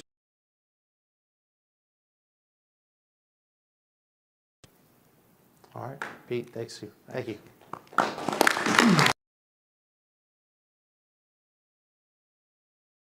We're just close enough that I'm not going to bother shaving off time. We're going to take a lunch break. We're going to come back, then we'll be back in our seats at 1 o'clock and ready to go. Okay?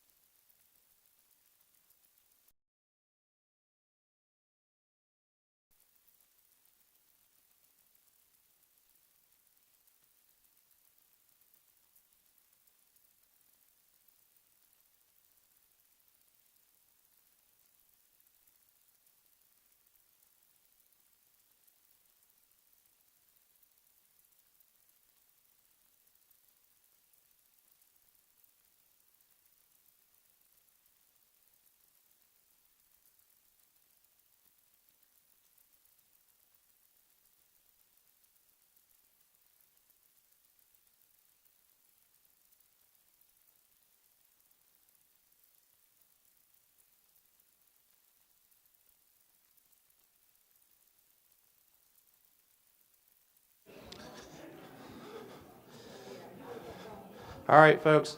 We're going to get started in about 2 minutes. We can start to find our seats, and we'll get started in about 2 minutes.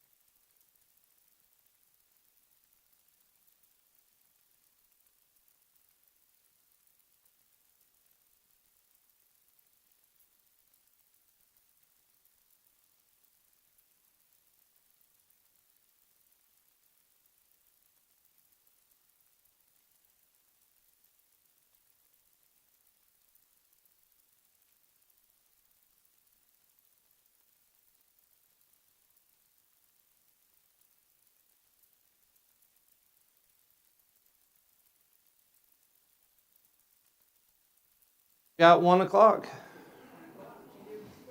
Everybody have a good lunch? You ready to rock and roll now? We've got 3 presentations between us and the end of the day. That's not a whole lot. We'll get there.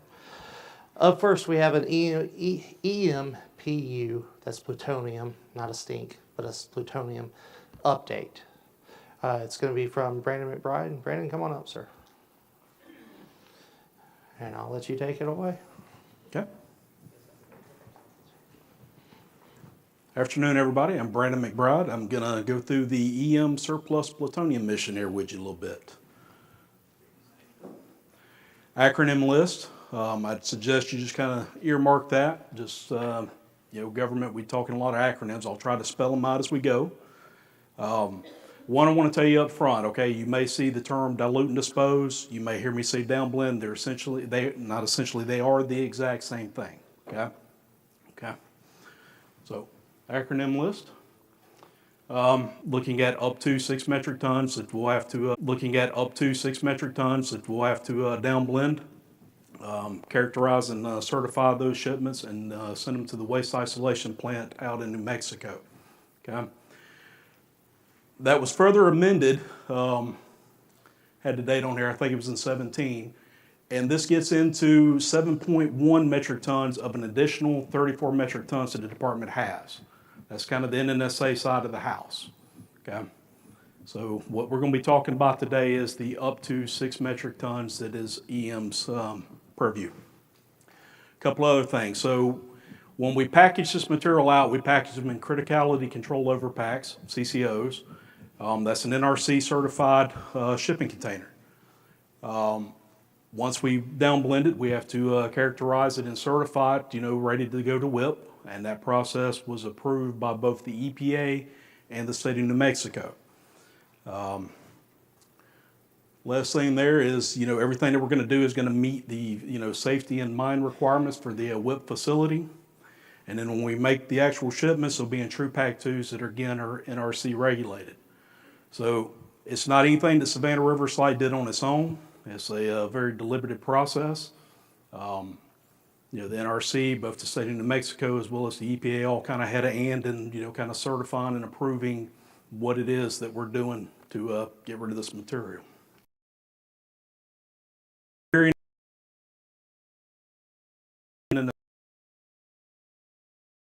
and bad. Right now we're doing pretty good. Cary was designated for the safe and secure storage of the surplus non-pit plutonium.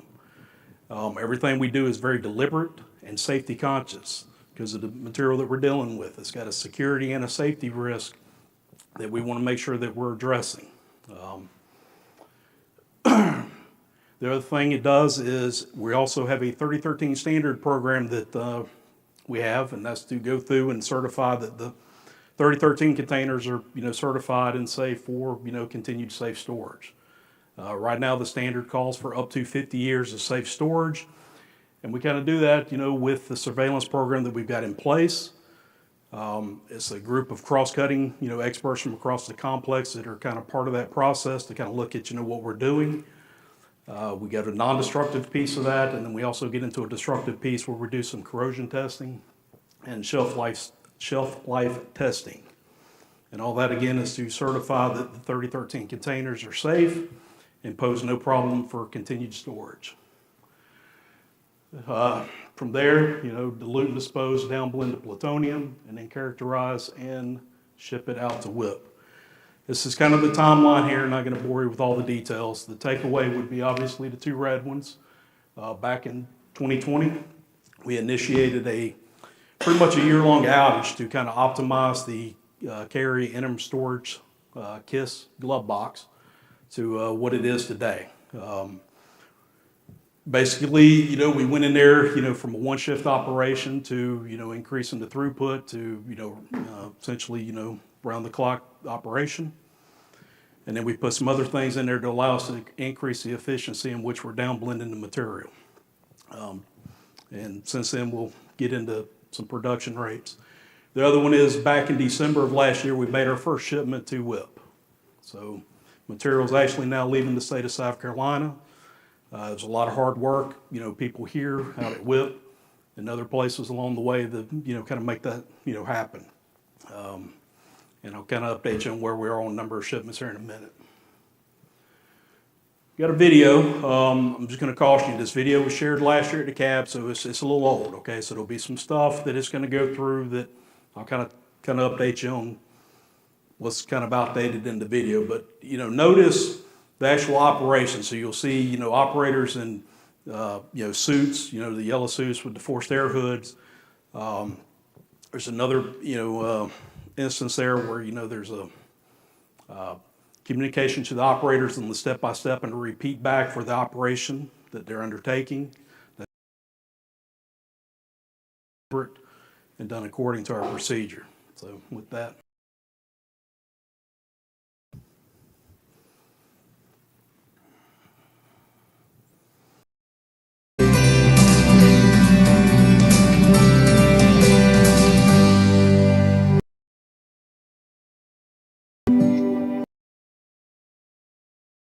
Provide for the inventory, secure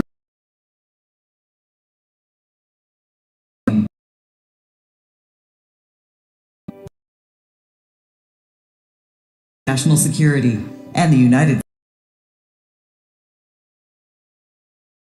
States is a Department of Energy Category 1 Special Nuclear Materials Storage Facility designated for interim safe storage of plutonium and highly enriched uranium at the Savannah River site. The K complex has a rich history. The main storage facility building in the complex, 105K, is a former production reactor used to produce nuclear materials for the U.S. during the Cold War era. During operation, 105K housed 3 primary functions: fuel assembly, processing, and disassembly. The reactor was shut down near the end of the Cold War. Because of its robust construction, security infrastructure, and rigorous seismic and structural upgrades, 105K was chosen by DOE in early 2000 to serve as their premier plutonium storage facility. Since 2002, K Area has received and stored excess plutonium from across the DOE complex, including Rocky Flats, Hanford, SRS's FB line, Los Alamos National Laboratory, and Lawrence Livermore National Laboratory. Plutonium materials shipped to K Area are sealed inside DOE's standard 3013 containers that are placed inside robust, state-of-the-art certified shipping packages called 9975s. But K Area isn't just a storage facility. K Area is really right in the middle of a huge transformation. The last year and a half, we've really started making a transition to a full-scale 24/7 production. Our main mission will be taking the excess plutonium in the system and processing it into a form that can be shipped, move that material out of the state of South Carolina. Today, two of the former 105K primary operations areas, processing and assembly, are used for the storage and processing missions. Downblend, or dilute and dispose, involves blending plutonium oxide with an adulterant, resulting in a final waste form. This produces a mixture that is more secure and not usable for weapons that can be safely disposed at the waste isolation pilot plant in New Mexico and helps get nuclear materials out of South Carolina. The downblending process begins with the retrieval of the 9975 or similar package from storage. The package is opened, and the 3013 container is removed and transferred to a glove box for processing. The nested 3013 configuration consists of a welded outer 3013, an inner 3013, and a convenience can. Inside the glove box, the container is cut open, and the PU oxide is removed from the convenience can. The plutonium oxide material is then ground as needed and sieved to prepare it for downblend. The downblend process takes place within blend cans, which are pre-staged in the glove box.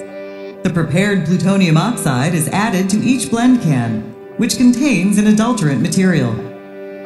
The blend can is weighed and its contents mixed to complete the process. As many as 20 blend cans can result from the downblend process for a single 3013 container. The next step is to place the blend can containing the plutonium oxide in a shield can, a robust outer container. This container serves to reduce radiological dose for workers handling the material once it exits the glove box. Once closed, the shield can is removed from the glove box. The disposal process begins with the addition of a radiological barrier in a can configuration. An assay is performed to determine the nuclear material content. 2 blend cans are then placed in a criticality control overpack, or CCO. CCOs are staged and then transferred to the characterization and storage pad, which is outside of the 105K building. We're also moving into a storage pad where we'll have some excess storage capacity, which sounds like an easy thing to go do. But when you put a big storage facility inside of the facility, it takes a lot of coordination with security and operations, instruction, and all the other supporting efforts. So we have to have a place that allows us to have a surge volume. Then we'll be able to go do the assaying and packaging so that those will ultimately be shipped off to the Waste Isolation Pilot Plant, or WIP. So the CCO pad, it'll add the capacity, roughly 4,000 more drums that we can go stage and store and assay and prepare for shipment to WIP. So it's going to be very critical for the long-term plutonium disposition mission to have the CCO pad installed and operational to provide that lag storage. The CCOs are stored on the pad until ready for characterization. The characterization process is necessary to ensure the downblended material meets the waste acceptance criteria for New Mexico's Waste Isolation Pilot Plant. The CCOs are again measured for nuclear material content and undergo an X-ray step to ensure there are no prohibited items. Upon success, vacant space in the assembly area of the 105K building will be utilized to install the additional processing and support equipment. The additional glove boxes and support equipment will allow a significant increase in the rate at which plutonium can be downblended and disposed of. The new facilities will contain greater shielding capability, which will reduce radiological exposure to the workers processing the material. The project, which is currently under construction, is expected to be operational by 2028. Employees at the K Area Complex have a long history of using ingenuity to meet the nation's nuclear material needs. From operating reactors to storage to plutonium downblend, K Area has shown the flexibility and resilience to rise to the challenge. The most recent mission change from a storage facility to a production facility is just another example of how SRS and K Area will do what it takes to make the world safer.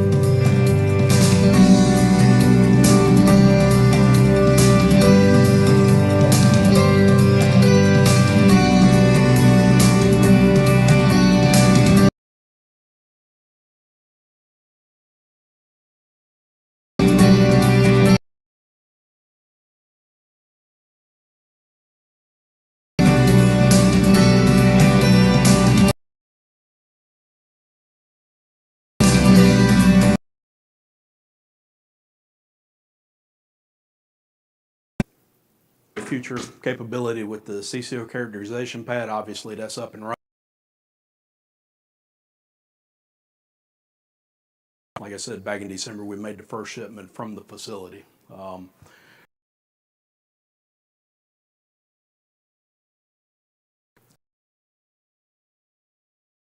think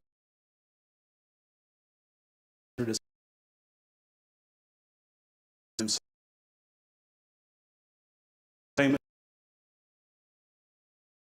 there.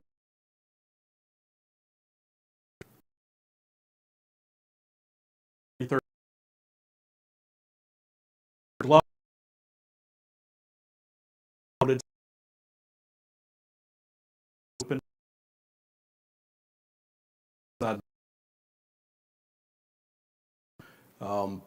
From there, it's poured out and weighed, and then sieved, to make sure that it's all, a uniform size.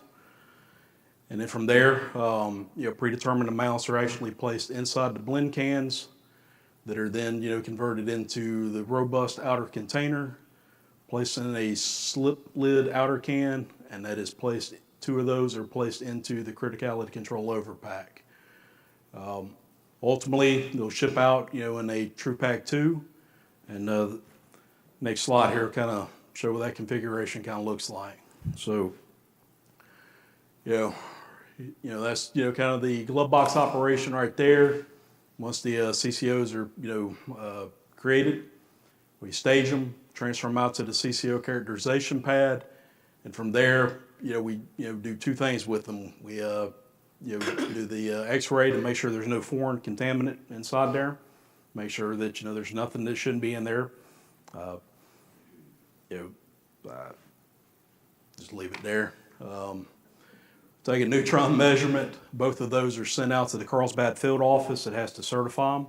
Make sure that the neutron measurement, within the waste acceptance criteria, and agree with us that there's no foreign, contaminant that, shouldn't be in there. And then this is a picture here. This is not on the CCO pad, but you can see they're loading a True Pack 2.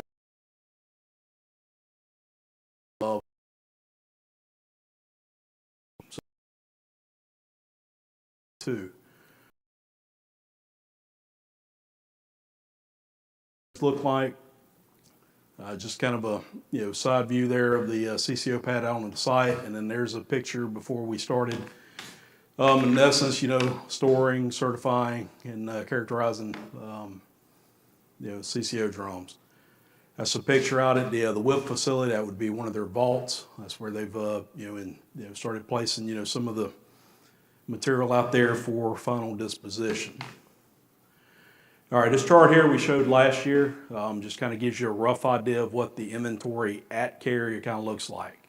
So again, EM's responsible for up to 6 metric tons, and NSA has got a mission of some surplus plutonium that they've got to deal with. As of 2019, current status. So last year we downblended just over 90 3013s. We completed the WIP certification process for the CCO characterization operation. And in essence, we started the characterization activities. That's good. This year, we've made 12 shipments to WIP thus far. That's, just starting since December. So, that's pretty decent. We have made demonstration that we can make up to a shipment a week. But a lot of that will be predicated on the shipping schedule that's, kind of controlled out of the Carlsbad field office, because we're not the only site that is shipping material to the WIP facility. We're forecasted to do just over, somewhere between 110, 115 downblends this year. We completed 98 last night. So our initial plan this year was 100. So obviously we've made that, and it's still July. So we think we can get another 10 or 15. Tell you that because our plan last year when we did 81 or 91 was 80. So our intermediate goals that we've set for ourselves, we keep, surpassing, which is good. Our next presenter will go through some of the things that are come, to increase the throughput rate, for the KISS glove box, some of the things that allow us to, get the numbers up even more than we are now. In the future, the video referenced the 3 glove boxes as part of an NNSA project. So you figure, we're doing 110, 3013 downblends this year with 1 glove box. You get 3 more, you get to multiply that by 4. So that's kind of where this kind of ramps up into future years. Again, it's an NNSA project, so, I'm not, authorized nor knowledgeable to speak on kind of where they are with that. So the takeaway, joint mission, both EM and NSA. We're very, deliberate and safe, with the material for obvious reasons. It's got a security aspect to it, and then, due to the type of material it is, we're very, deliberate that we don't, expose anybody to, dose or anything that we don't need to. You figure we started this process in essence back in 2017. It was just a handful of downblends that year because it was kind of a days only kind of situation. So, a mere, 6 years later, here we are around the clock, going from, maybe 10, 15 a year to, 100 plus. You got to crawl before you can walk. You got to walk before you can run. I'd say, we're kind of, exhibiting that. We've very proud in the gains that we've made. Obviously, based off of, the inventory slide, I mean, there's still a lot of material out there. So, we've got to get more efficient, more better, if you will, at what we're doing. And, between the NNSA project and some of the things that our next presenter will be speaking on, to kind of give you an idea of, what that kind of looks like, of, what we think we can do. That's kind of all I got there. So, we'll see if there's any questions. Questions and comments from around the table. Narendra,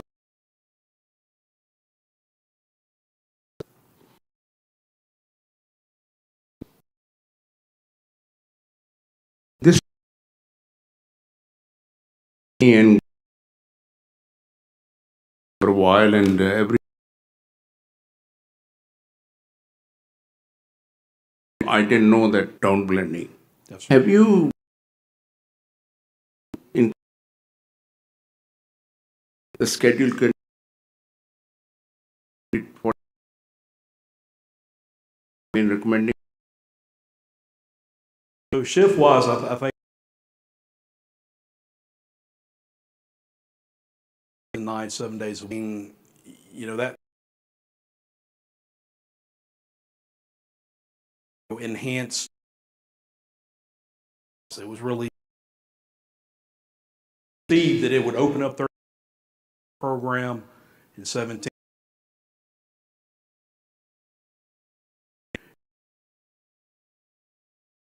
Maximum throughput, if you will.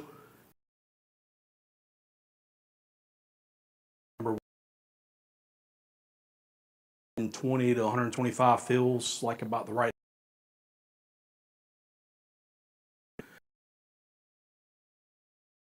Say that, we could get it up to much you're going to be able to get through it based off of the way that it's. Aren't there's a corporation, it's a DOE, it doesn't matter, 2 different agencies, 2 brothers or 2 sisters in the same agency. So it's the national security. It doesn't matter whether it's EM or NNSA. So what is their schedule to complete it? So I can't speak to, the ins and outs of their schedule. I will tell you, you're right. It's one department, one house, if you will, one facility. Everything that we're doing in NSA is aware of. Everything they're kind of doing, we're aware of. The contractor does a phenomenal job of kind of integrating that dual-hatted role, if you will. 110, 115, it's a little bit of everybody's, right? I mean, obviously it wouldn't be right to do, one over the other, okay? What is, being done is, all of the stuff that, is in a position to be characterized and shipped out of state. That fair way of putting that? So there's no priority given necessarily over, an NNSA can or an EM can from that standpoint. I mean, it's all got to get removed from the state. Why not? Okay. Sure. Is your rack in compliance with the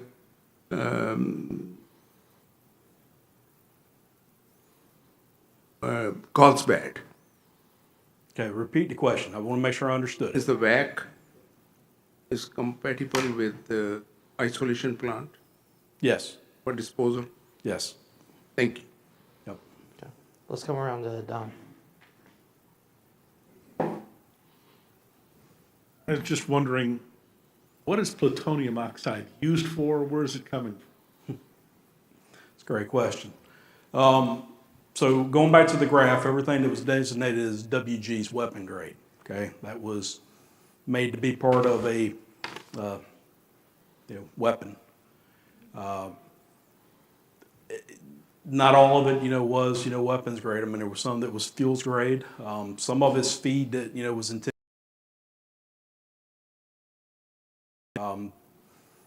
Some of it is in some other forms and fashions. It's a little bit of everything. But, there's tell you what, I'm going to defer that to somebody that would know a little better. No, just give him a second. He's probably good. Oh, maybe it is off. I went to a dinner show over the weekend where one of the actors was supposed to pull a pistol out and shoot a window. And the actor pulled his pistol out, you hear the little cap gun fire, and then nothing happened. And both actors stood there. They're waiting for something to happen. They're waiting for something to happen. About 20 seconds passed, and finally the sound guy realized he had missed his cue. And you hear crack from the window smashing, and both of them broke. They were doubled over laughing. Neither one of the actors contained themselves. It took about 3 more minutes for the show to progress. Anyway, that was just to fill time while Kurt got the microphone on. Thanks. So I believe I understand the question is where did plutonium oxide come from? Plutonium oxide was an intermittent step in a lot of the processes that we did. Really, a lot of this dates back to the Cold War. So that was just a form of where we would have plutonium stored. We actually have some metals too, but those are the two safest means that we have to store plutonium. In fact, the 3013 standard that Brandon spoke of actually has the ways to store both of those kinds of materials. So the 3013 oxides, we actually had criteria for what it had to be able to meet so that we knew that we could safely store it for a minimum of 50 years. Okay. Okay. Any follow up or? Okay. We'll come around to Sade. You're in the corner. Can you pull that microphone up? Sorry. Hello, Brandon. Thank you Hello. for your presentation. Thank you. I am curious about the transportation process for plutonium. Okay. Will you please describe that? Yeah. See if we can go back a couple of slides here. So this is probably the better one. So there's what, an actual shipment looks like. I think this is taken out at WIP maybe. I'm not recognizing the facility, but on this, this commercial tractor trailer bed, there's 3 TruePack 2 containers, certified by the NRC at night if that helps you out. Thank you. All right, thank you. We'll come back up to the top at Charles over here. Okay. Charles Hilton Cab. I'm curious, for a worker that's assigned to a glove box, after 15 years, what's his exposure level? Okay. I'm sure is it 2 dental x-rays extra he's got? I'm sure it's minuscule. So I would say it this way. So it'd be more than somebody that's never been to the site, right? Obviously, you saw in the video as they were minding those drums. I mean, you're up close and personal with it. More so in the glove box once, you take the 3013 out. The site administrative limit is actually lower than the department's and OSHA's as well.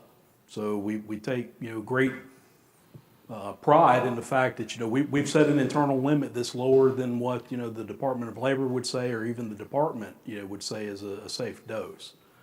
I don't personally know any of the operators that, say have retired, but, they all seem to, enjoy their retirements. I hear, stories from some of the ones that still communicate with them. So, Think that'd be a fair way to leave that? Okay. Good enough. Thanks for the presentation, Brandon. Greg Murray, CAB. I was interested in your picture of WIP there and your canisters stored and all that. Are those 3013 canisters? So looking at it, it appears that these are in the front. Back there in the back, you know, and that one there on the corner may be a different type of shipping container. Okay. Obviously, it came from WIP. I mean, you know, this is a picture that's been around for a while, so it's not anything from Savannah River. It's like we've only been shipping, you know, since December. Okay. I was interested, I picked up on the idea of the 3013s were certified for 50 years. And I thought, you know, those canisters are going to be there a lot longer than that. Is the idea that you only need to make it 50 years because within a much shorter period of time than that, it's going to be encased in salt and it won't matter at that point? So let me help out a little bit then. Those are, the 3013s go into K area, they don't come out of K area. That's a different form. Okay. K area. So those, I don't want you to get confused on the two different things. And the 3013s are set up for plutonium storage for up to 50 years at this point. So those are different containers. I don't want to get. Okay, that's useful. So so is the expectation they're going to be in South Carolina for less than 50 years? Is that why you only certify them for 50 years? The expectation is that they would be, that we would have them for less than the time that they're good for. Yes, sir. How long have they been? What's the average time shelf? Somewhere around 2 decades. So they're about 20 years into their 50-year lifespan? Yes, sir. Okay. And is that right? How long does it take it to become encased in WIP, at WIP? Do you guys know? I couldn't answer that. Okay. Yeah. But I will tell you too, the part, we presented this about a year ago in the 3013 process, that we don't just stick them in K area and walk away from them. Right. We cut up so many a year, we study them, we see what's going on with the inner containers. We know that the outer container is one that we rely on for safety. We know that the inner container has never been penetrated, so whatever problem there could be with the inner container has never gotten to the outer container in the 20 years or so that we've had these materials. So, but we're constantly looking at what's going on. Brandon referred to some corrosion evaluation too, so it's not just the destructive examination, but actually it involve other sites such as Los Alamos in some of our corrosion studies to make sure we understand what are the potential effects for long-term or short-term, but impacts as longer-term storage of those materials. Okay, great. Thank you so much. I appreciate it. Any other questions from around the table or comments that you want to share with your other board members? Seeing none. So I know this is Brandon's first time presenting, but you've seen his presentations for several years now. He's been working on slide decks for quite a while. So as you give a round of applause, it's not just for this one, it's for years worth of work he's been doing. Appreciate the opportunity to update y'all today. Thank you very much. All right. We'll take half a beat as we let our next presenter get wired up with a microphone. Any thoughts on that you'd like to share as we take a moment? Questions, comments about it? Charles, how you feeling? You good? Okay. I'd like to check. I got about 40 more seconds to fill, so I didn't have a stack of ad lib material on this one. Well, I'm sorry. Go ahead. I won't fill time in. Well, I think it's interesting seeing the process, and I guess this is probably, I don't know. I have seen this several times now. It seems like, and I learned a little. Programs, because like Brandon said and Kurt said, the shared resources that are utilized in K area apply to both the NNSA mission and they apply to the EM mission to safely dispose of surplus plutonium. So we're going to talk today a bit about the improvements that we're doing. This is a long-term mission. Usually we start missions very conservatively, very slow, very deliberate, like Brandon's talking about. Have to make sure that we're in touch with safety requirements and any other hazards that we might encounter. But are there things we can do to use taxpayer dollars more efficiently? Are there things we can do to pull back on schedule so we're not as many years into the future as we can. So just some basic information usually we talk about when we're talking about the downblend process is just a reminder that our intention is to dispose of surplus plutonium or excess materials. So they're in a proliferation resistant package. It can't be used for weapons. The process that's been selected by the government is this dilute and dispose or downblending process. And that just involves mixing the plutonium oxide with an adulterant and then packaging it up to appropriate format and shipping it to WIP, which is our geologic repository. This has been done before, for these operations.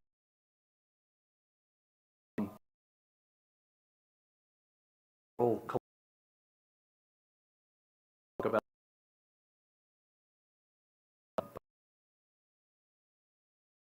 I said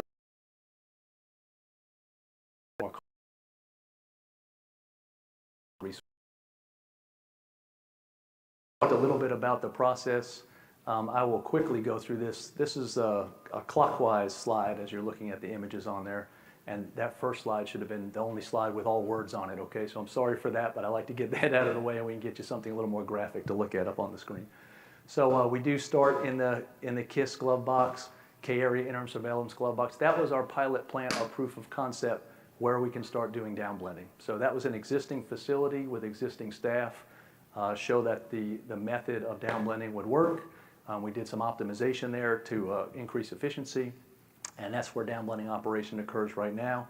The advent of the additional 3 glove boxes is really what we're looking at to get our throughput up and get speed moving here. So, the oxide is introduced into the glove box in the 3013. That's the inner can that holds the oxide. That's what it looks like, just kind of a yellowish powder.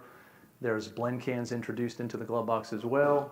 Operators are given a predetermined amount of weight of each scoop of a parent can into the daughter cans, so from the 3013 into the blend cans.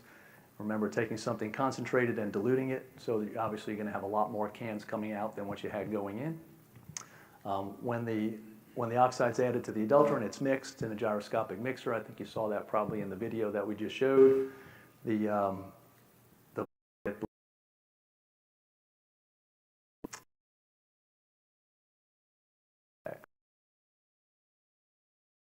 So what?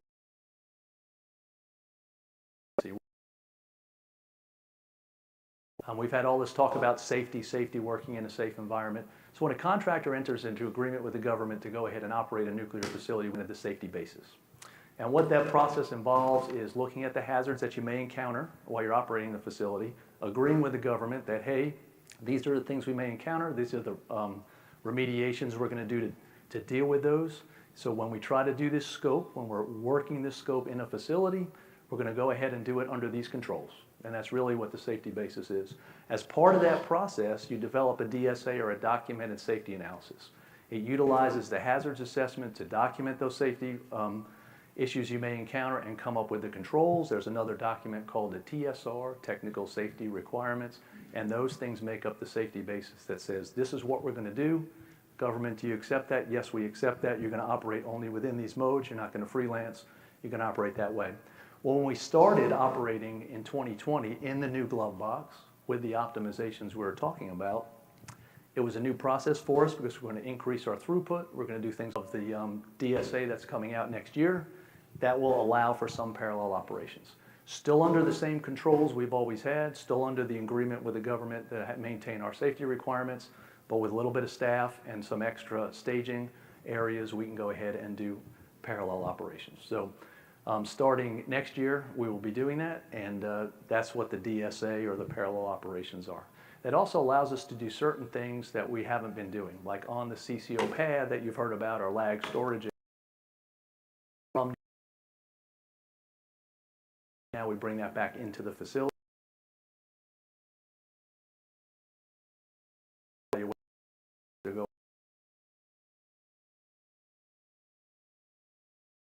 That have been envisioned. 2020.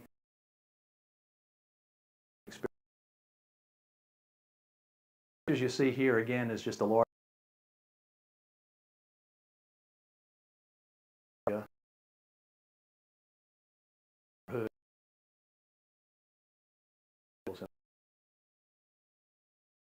big one for us. Again, we do modeling to say, hey, what's that going to do for you? And we expect a 10 or 15% increase in our throughput once we can do some increased parallel operations.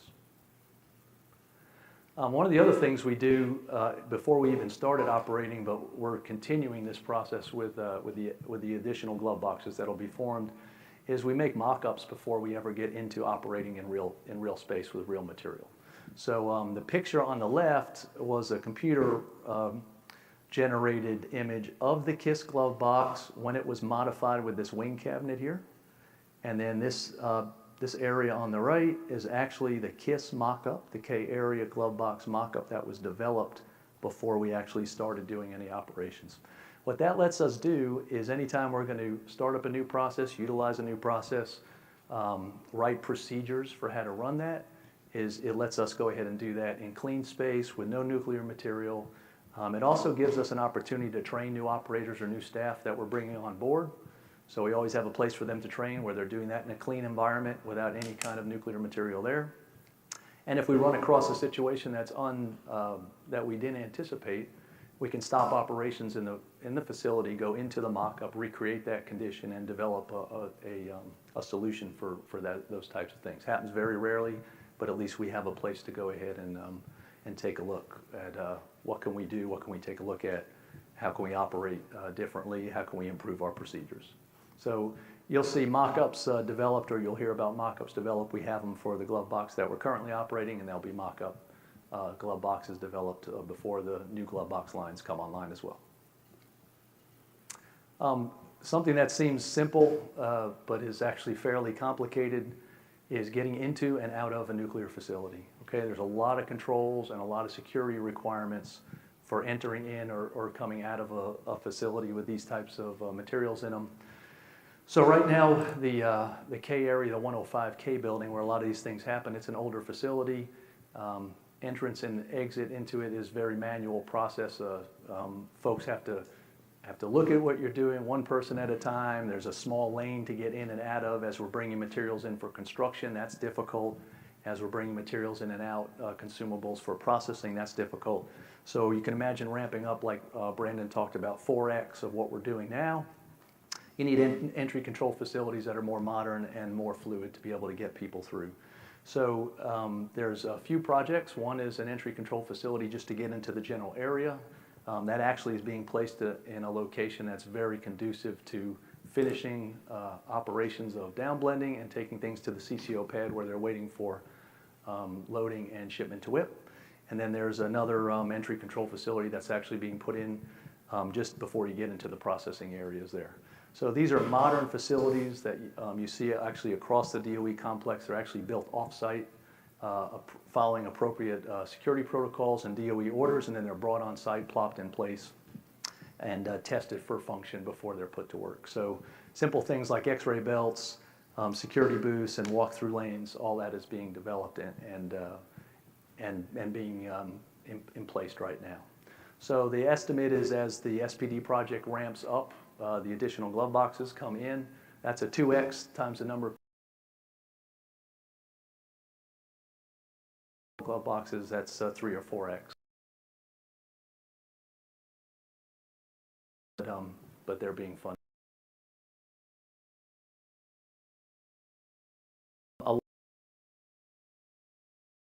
You would need with additional people or additional equipment that's being brought in. There's things that are kind of below the radar, right? So I have 4 times the number of people. Where do they go to the bathroom? Where do they take a break? If I'm going to use lag storage for staging drums before I ship them, and I'm going to have increased number of shipments as I develop more CCOs, more throughput. Where do we do that? So this is just a quick overview of K area and some of the things that you can see that are already in place. So yellow is things that have already been done. So that's like the CCO pad. That's the lag storage pad where we go ahead and prepare drums for shipment. Here's one of the ECFs, the entry control facility I talked about. So processing happens here in K area. Now drums will be able to go out right to the CCO pad and wait for shipment. Actually, as the trucks are packaged up and we're getting ready to leave, we use a little Quonset hut over here. So that's been erected where a truck with all those three true packs loaded are waiting to go. So those are some of the things that have already been put in place. Things like restroom trailers, new glove boxes being installed, some more storage areas. Those are still in the works right now. But this is a look at, again, yellow things that have been put in place, and red are areas where still to come, still work to come. So again, doesn't seem like much, but it means a lot to a group of folks who are coming into work and they have a place to go to the bathroom, take a rest break, get out of the heat with the kind of weather we're having now. So, one of the things I want to mention about the CCO pad and really a lot of our operations is they're very manual. So if you've seen a lot of the activities in the video, or you see this picture of this is the CCO pad, again, where it is in the complex. You know, here's an operator rolling a drum out by hand on a hand truck. So in industry, a lot of that's been moved away from. One of the things that we're trying to do is what is the potential or the possibility of taking advantage of some of the automation activities that are available and have been matured for some time.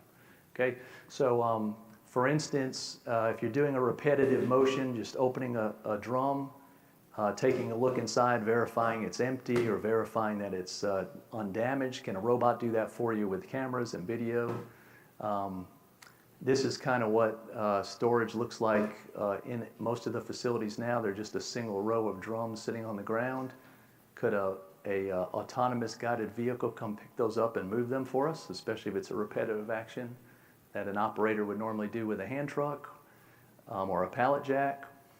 And we're even looking at engaging with the laboratory system, Savannah River National Lab, Oak Ridge National Lab. They have some really sharp automation experts.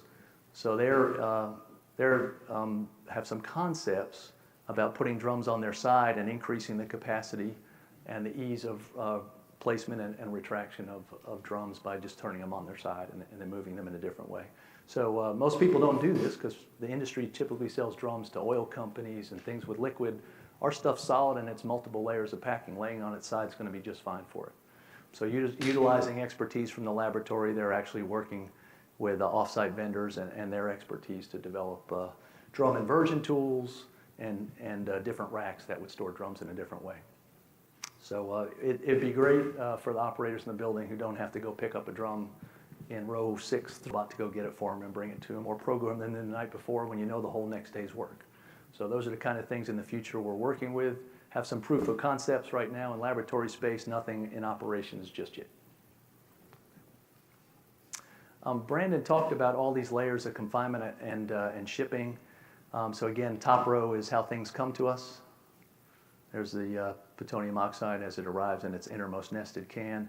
And then when we ship things out, as many as 20 of these blend cans are generated and they get put into here.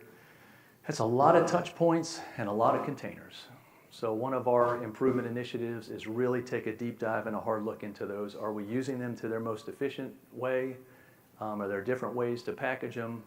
Are the things we're doing with the containers the right container? Are there other expertise that say, hey, this is another certified container that can be used for shipment and perhaps this might be better for your purposes. Let's evaluate that. It's typically experts at the laboratory who have that expertise, and we're engaging with them again to look at the use of all these containers. Okay, still got to meet all the requirements and the safety requirements, but are we doing it in the most efficient way? And then one of the last things, Brandon kind of alluded to the fact that we're collaborating with WIP on the shipments. We're not the only generator site who's generating stuff that goes to WIP.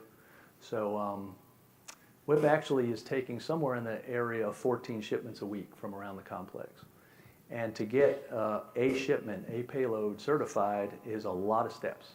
So what are things we can do working with WIP to improve the efficiency of that? Can we have several shipments waiting, and then when they have another site that has a truck down or a hoist down, can we just jump into that line and go ahead and grab it? Typically the way WIP works now is they have a rolling 8-week schedule, and that schedule gets updated each week for the next 8 weeks that are coming. But are there ways to take advantage of all the lag storage we have where we always have something ready to go? Is that something we can do with them? Right now, that's not the way they operate, but we're going to work with them to do the best we can. And also looking at all the steps that are required for doing that. Can we do larger batches of drums, having them certified? Since we have so much lag storage, can those things be certified just waiting to go again and then jump in line when someone else has an opening? So all that works with reducing our schedule. So really just a summary is that we do have down.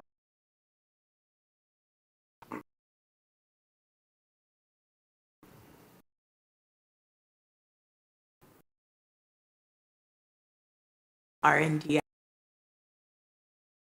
There's not like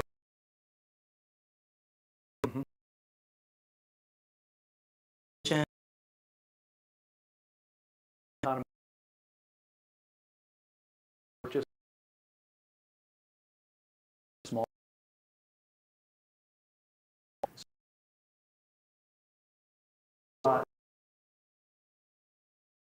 Gives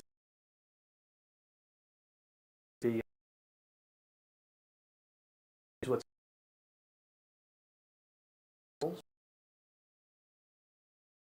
this concept, you'll make a prototype. Then you're operating it in so that's like a and we now you're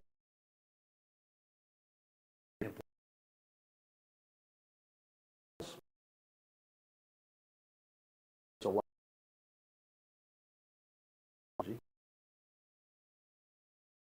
five or just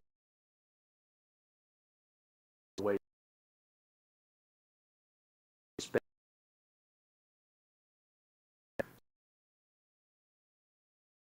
reduce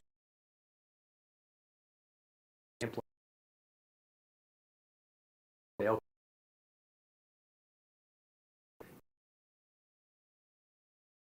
right now open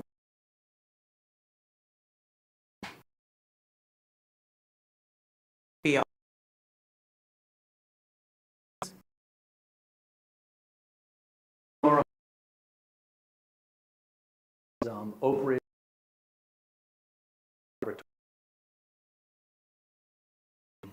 let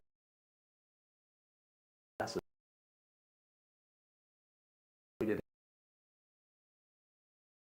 higher areas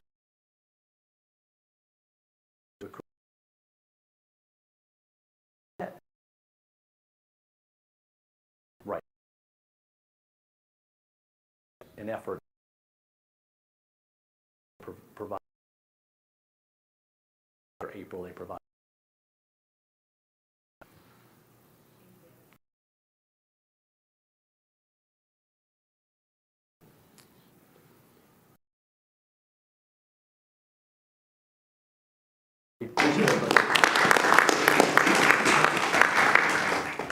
All right, folks.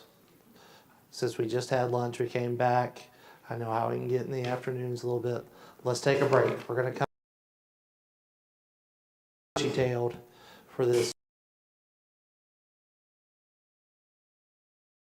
Lots of questions on this one, so. One.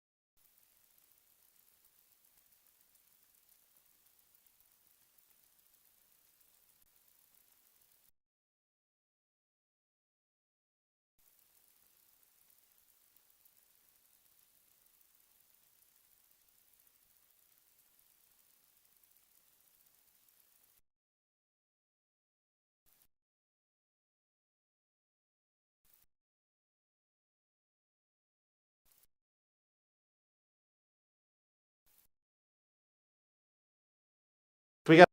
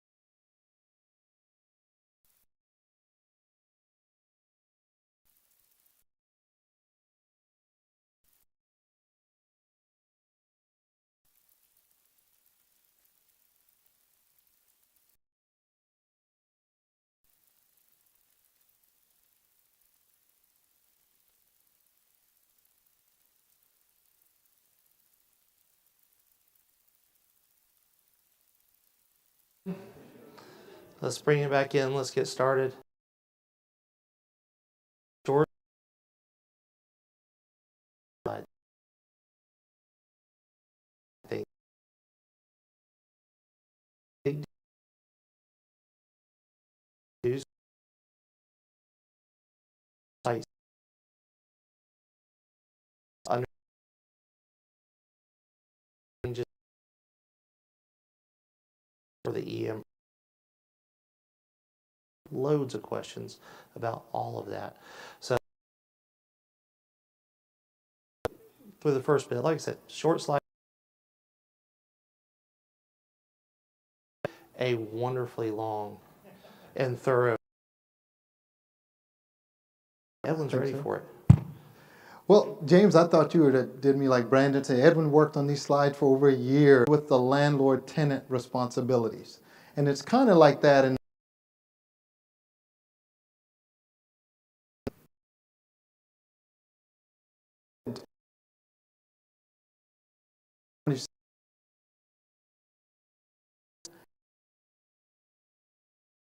White, Angela Ruby did a joint memorandum to NNSA and EM saying they wanted to start planning for the transitioning of the Savannah River site from the Office of Environmental Management to the National Nuclear Security Administration. And when we say transferring responsibility, these are the functions or the landlord type functions for the site. And I know you guys are all familiar, the site's 310 square miles, 11,000 employees, tremendous infrastructure, all kinds of things that have to go into that. So this was a tremendous undertaking for us. The guidance document required that a transitioning planning document or implementation plan be submitted back by the end of June 2023. And we did accomplish that. It's a very comprehensive plan. We have that plan. Now, make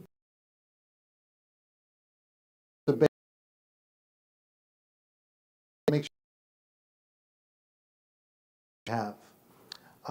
Some of the key attributes are they wanted effective mission delivery. We all have critical missions at the site. Environmental management, you've seen those presentations.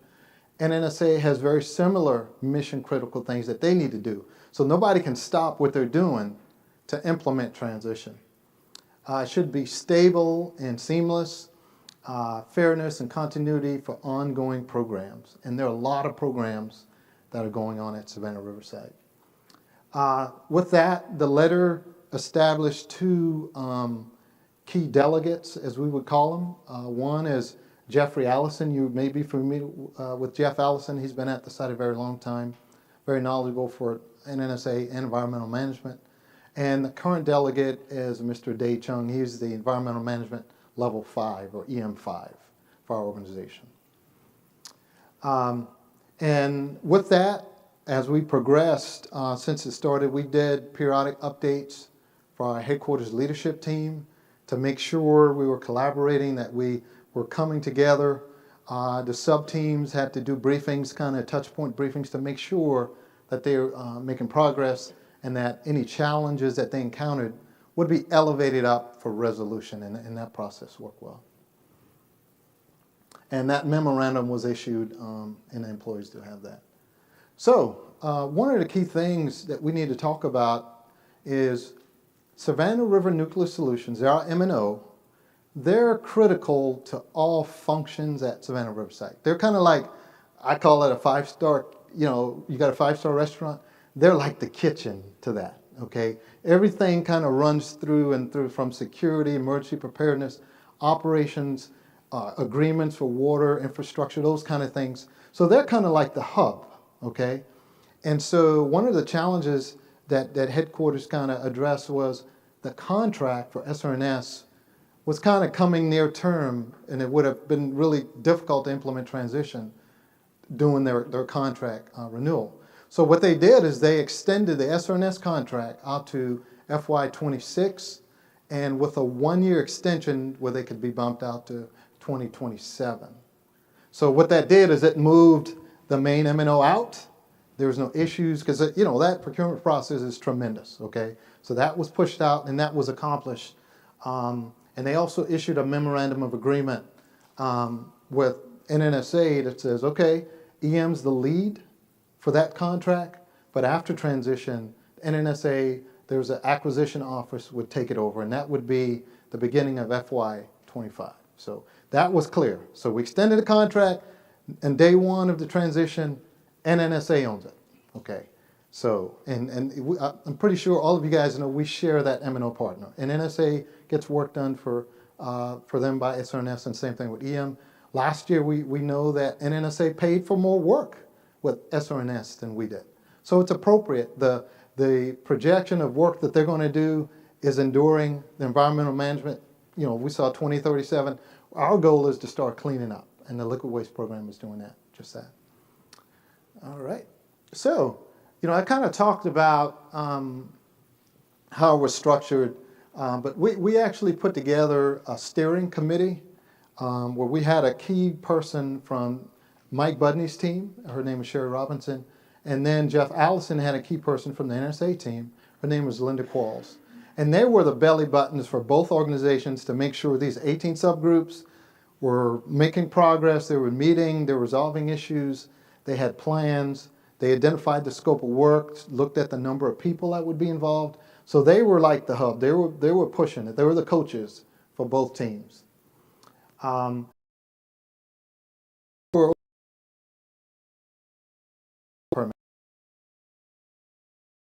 To make sure that there was a seamless transition on day one for certain actions. And so there are things that could not be missed. It couldn't be, well, we did some of the permits, but not all, or we didn't inform the regulators, those kind of things.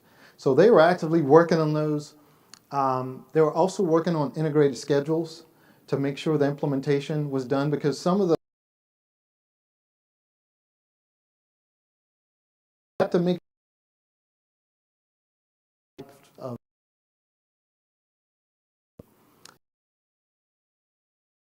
groups where they for and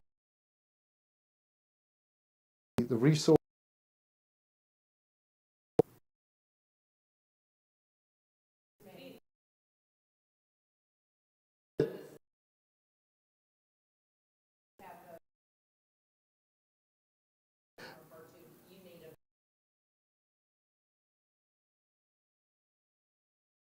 that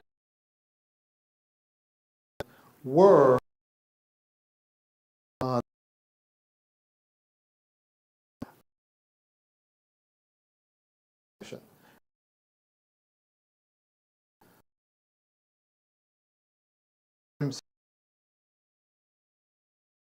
sent to be informed. It was trans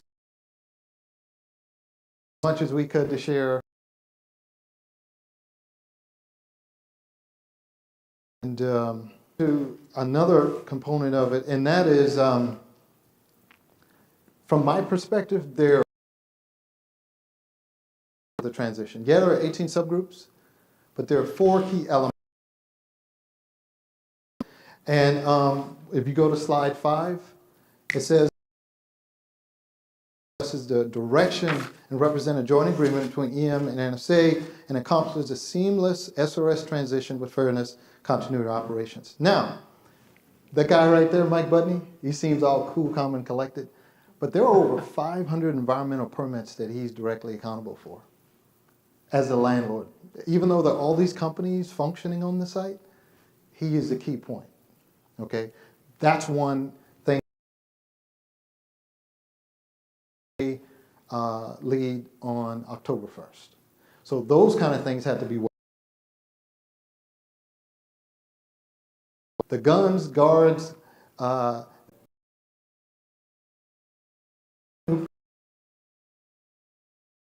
work carrier complex will transition from Mike Budney to NNSA on day one. And because we all know the work we talked about is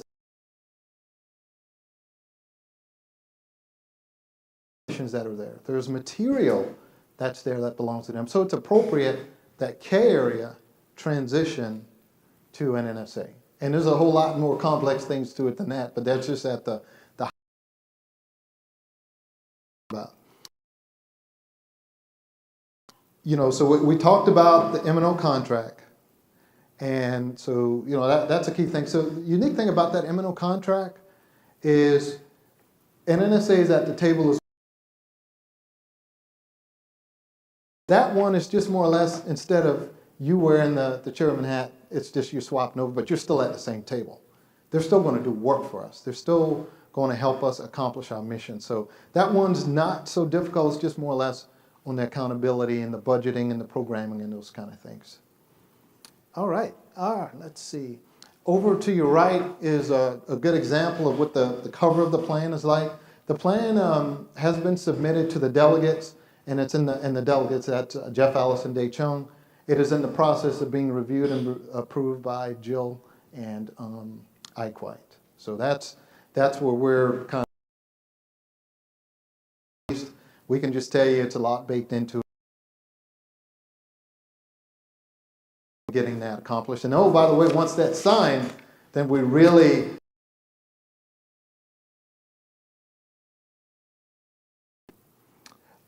it talks about accounts for the responsibility for management and functions between the two, integrated plan. But basically, you know, I talked about the tenant landlord functions. That's what's baked into that. So right now, and I'll get to an org chart a little later, DOE-EM is the landlord for the entire site, right? There are several federal tenants on the site. There are 3 entities of NNSA. You've got the U.S. Forestry Service, you've got IG, you've got other groups that are there. But the bills, everything, the responsibility for ensuring everything functions is on the Office of Environmental Management. And we execute those through SRS, okay? So when NSA takes over, they'll do the same thing. It'll be seamless. They'll work through SRS. We'll just be in a tenant role. They'll be landlord. They're responsible for all of the infrastructure components for that. Let's move on to the org chart.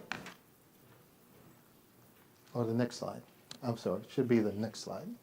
Yeah, so when you look at this is the pre-transition slide deck. And so it's kind of, and I'll make sure you get a chance there. So when you're looking at the top left, the green box is Mike Budney. Okay, that's the EM team, okay? So what's under them from the landlord perspective and oversight contract perspective is we've got SRS that does cleanup work for us and landlord services that I talked about. The Forestry Service works through us. Savannah River Mission Completion, the liquid waste mission that we heard so much about, System Plan 23. Centerra currently is aligned under environmental management. Amoresco, the biomass plant for steam generation. Battelle Savannah River Alliance, or the National Laboratory, all aligned under EM, as well as the University of Georgia.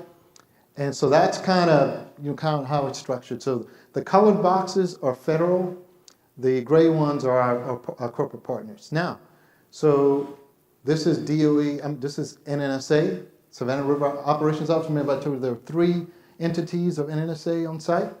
First one is the field office that does the nuclear weapons mission. Second one is NA23, nuclear materials management minimization. We heard from them.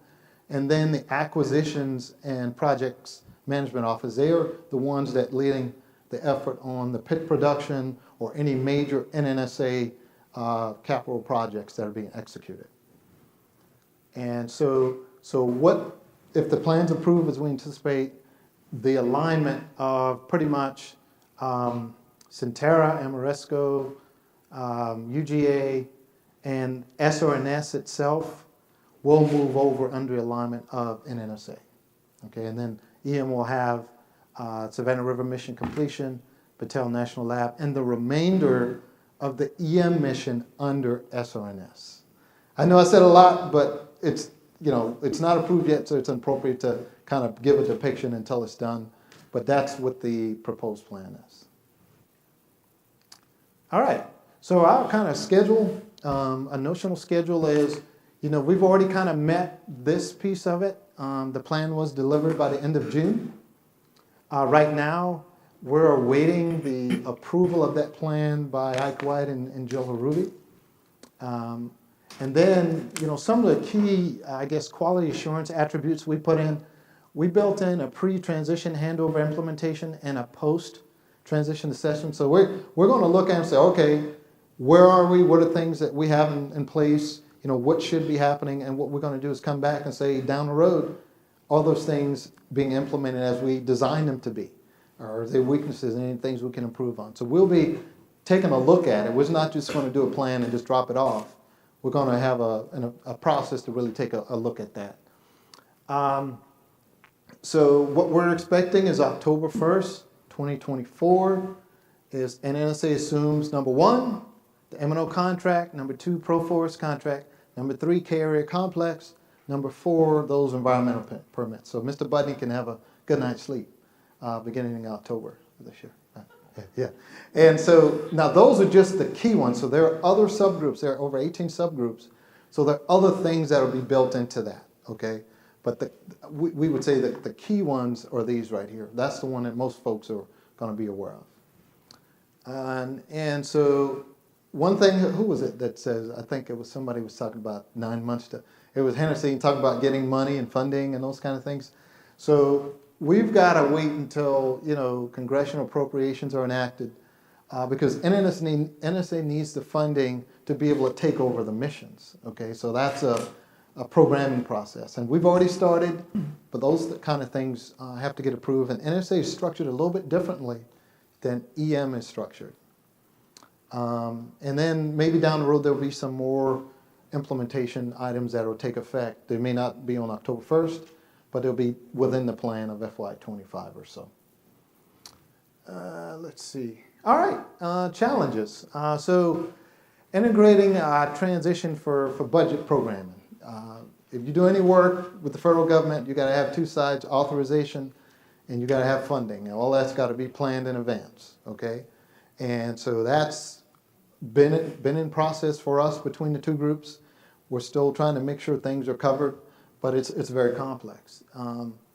Ensuring our functions as far as oversight are not duplicated. EM has an approach to oversight, NSA has an approach. So we want to make sure as we continue to oversight of our partners on site, make sure they're following requirements and things of that nature, that we're properly structured to continue that.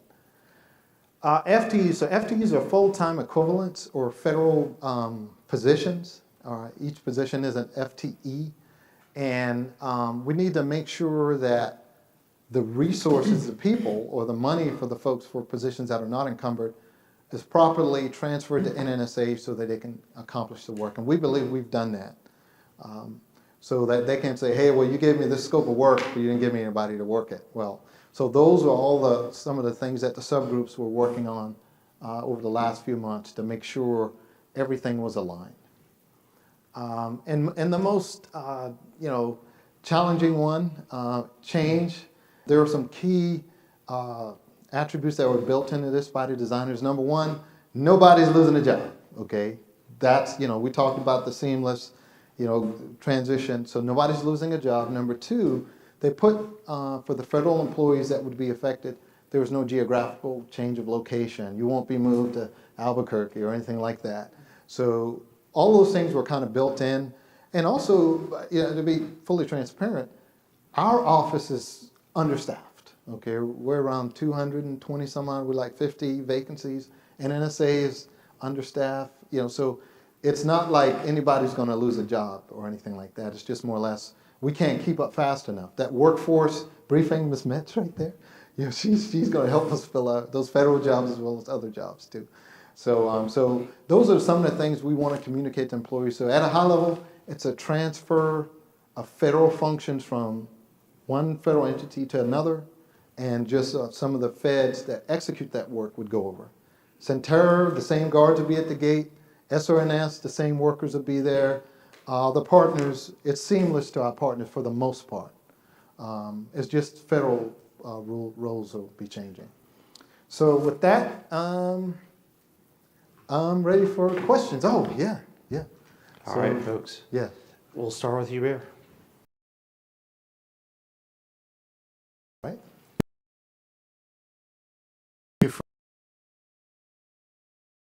I had two questions.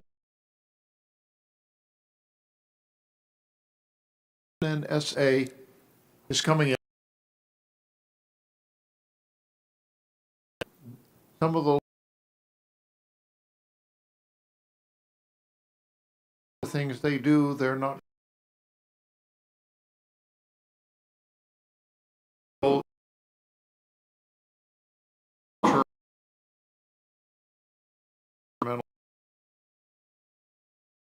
The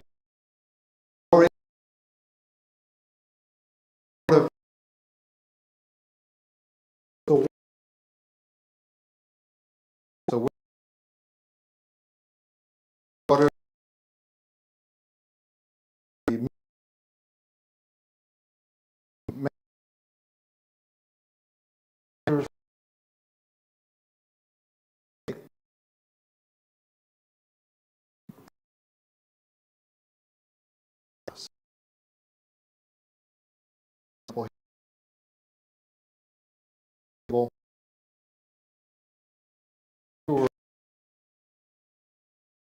this for it.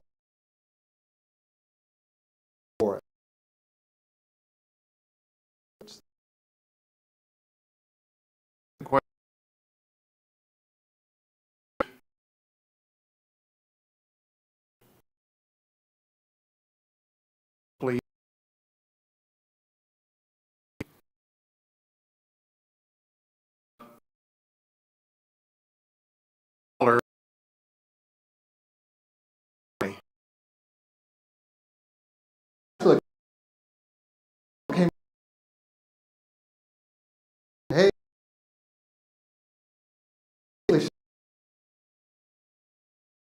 so and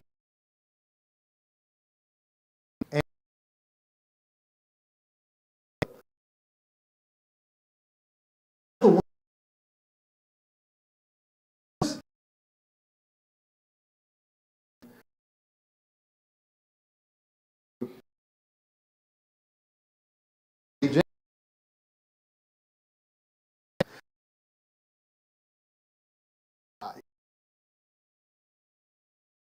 that. Yeah. Yes.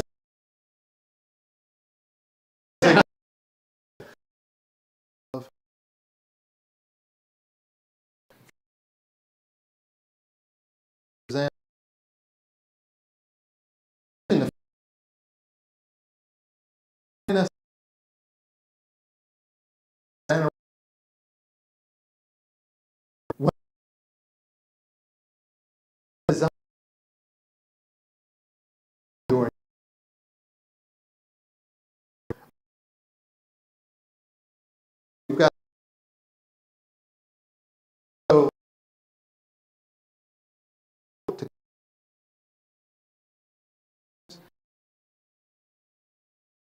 pro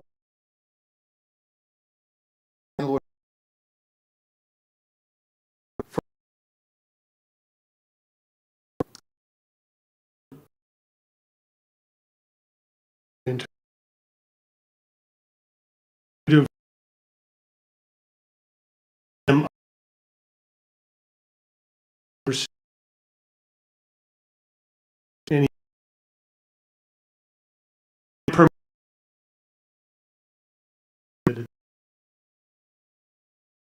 stuff.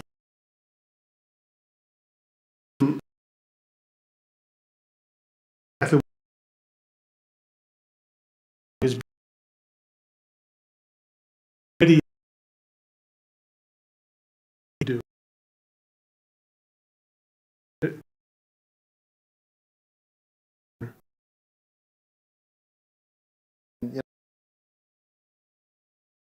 It's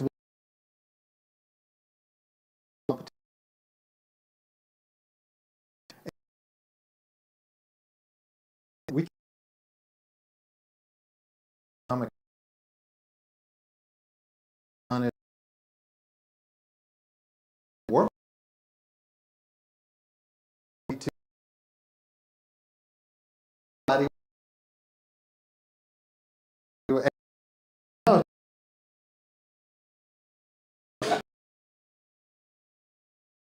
come in new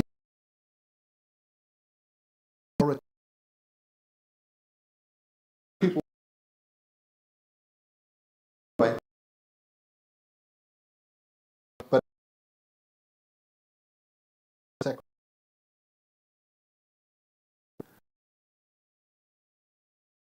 oh yeah, yeah. Okay.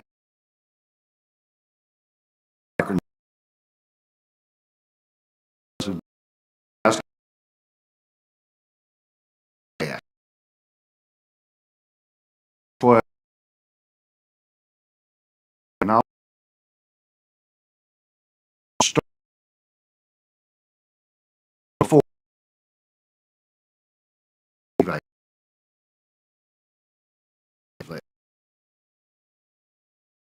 And I'll and then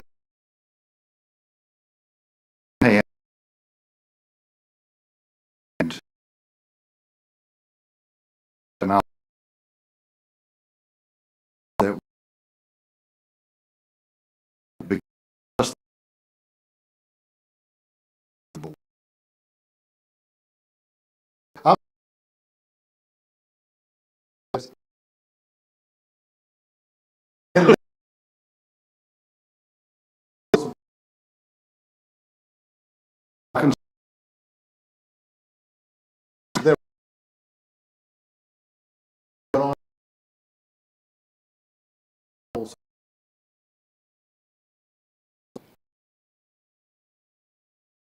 Obviously,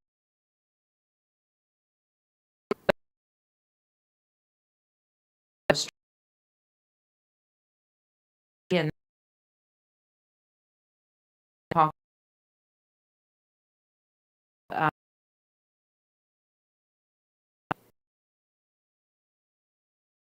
how, um,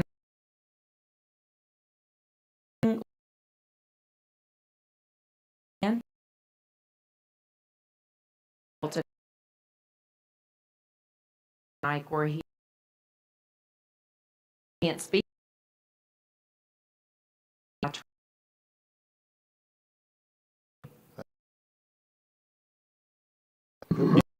Is a part of environmental cleanup before from the ground up. We don't clean up later. Better position. That's a lot better tech. We'll do the right thing.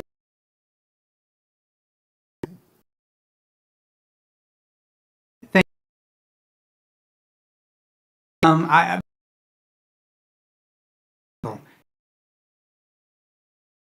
environmental secrecy. Be behind it. South Carolina. I will. share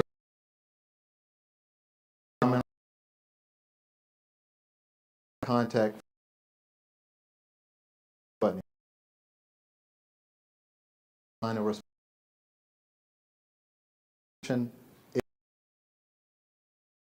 But I mean, function to be a veil or secret. I don't believe that would disagree with that. So Permit.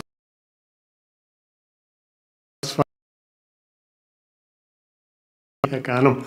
Guys, when we start asking, talk about it. No, and many of waste disposal permit, all kinds of stuff. Gotta have lines.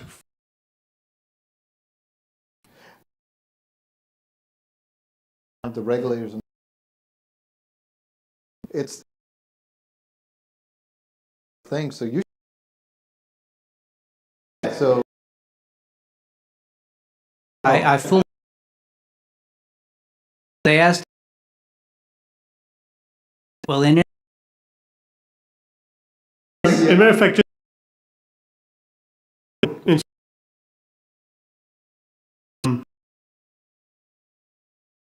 when it's on an NSA, it's required to, and nobody wants to go to. so hopefully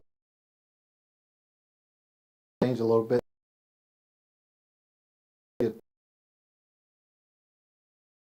So okay. Hey. Because I had to step. In a nutshell,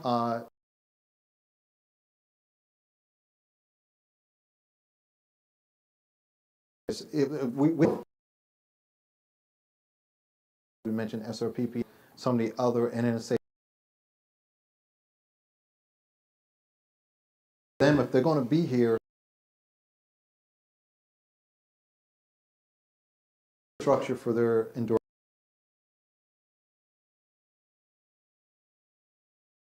As far than EM budget, the site's budget 3.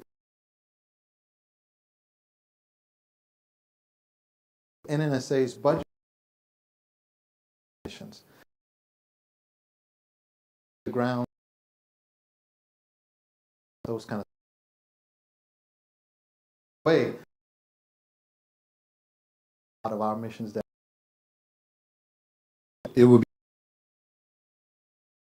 still.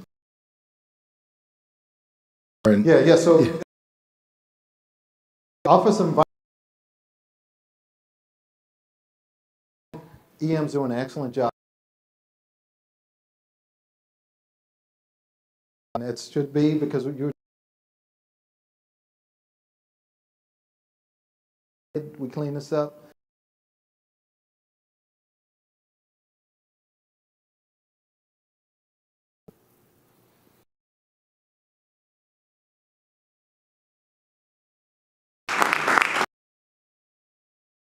All right.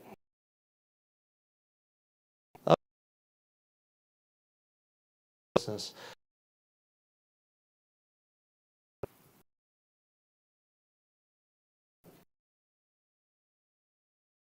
Start as a committee meeting.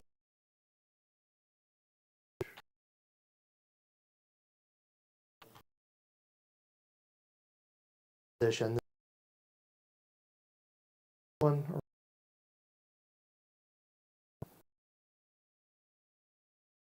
A little bit. Thanks, Greg Murray. I assume it served to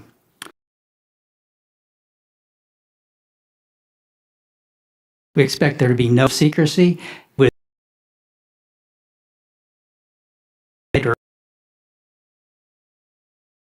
NNSA issue that we expect. And accepting.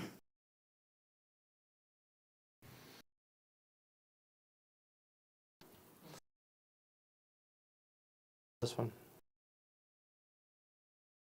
Okay. Voting at once. Heather, logistic standpoint.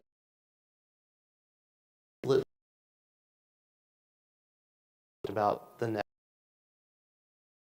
So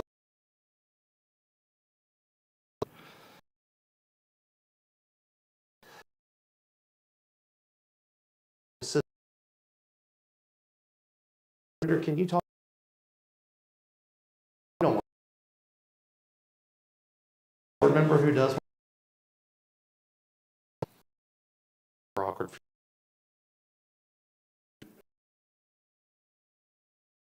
Integration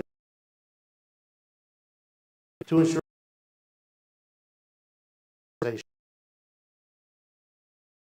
sub recommend to provide except on the end of the this was that we're talking between that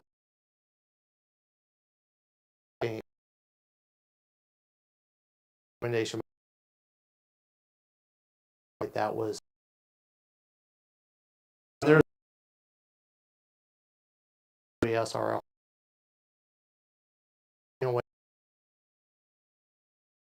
workplace is concerned anybody just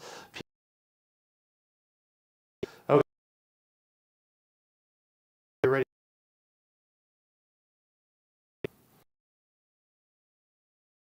to close.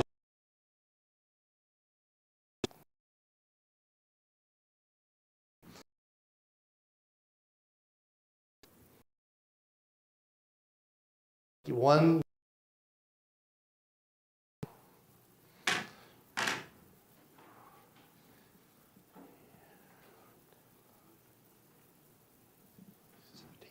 should have 17 votes, and we have 17. Go ahead and show the results, please. That's a unanimous yay. That's the best kind of yay. We ready for the next one? All right, let's go. Do we have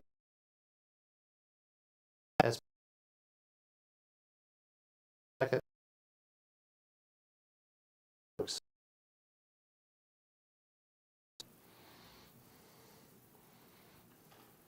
And Heather, you were wrong. You tested these 2-3 times and they still worked. So yay.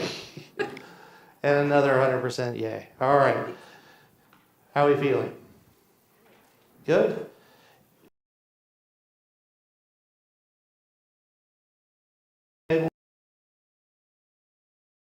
Ready.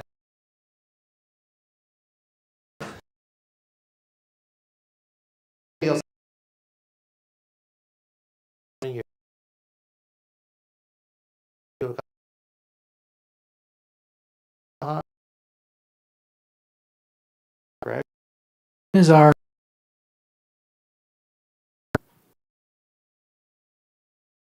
What?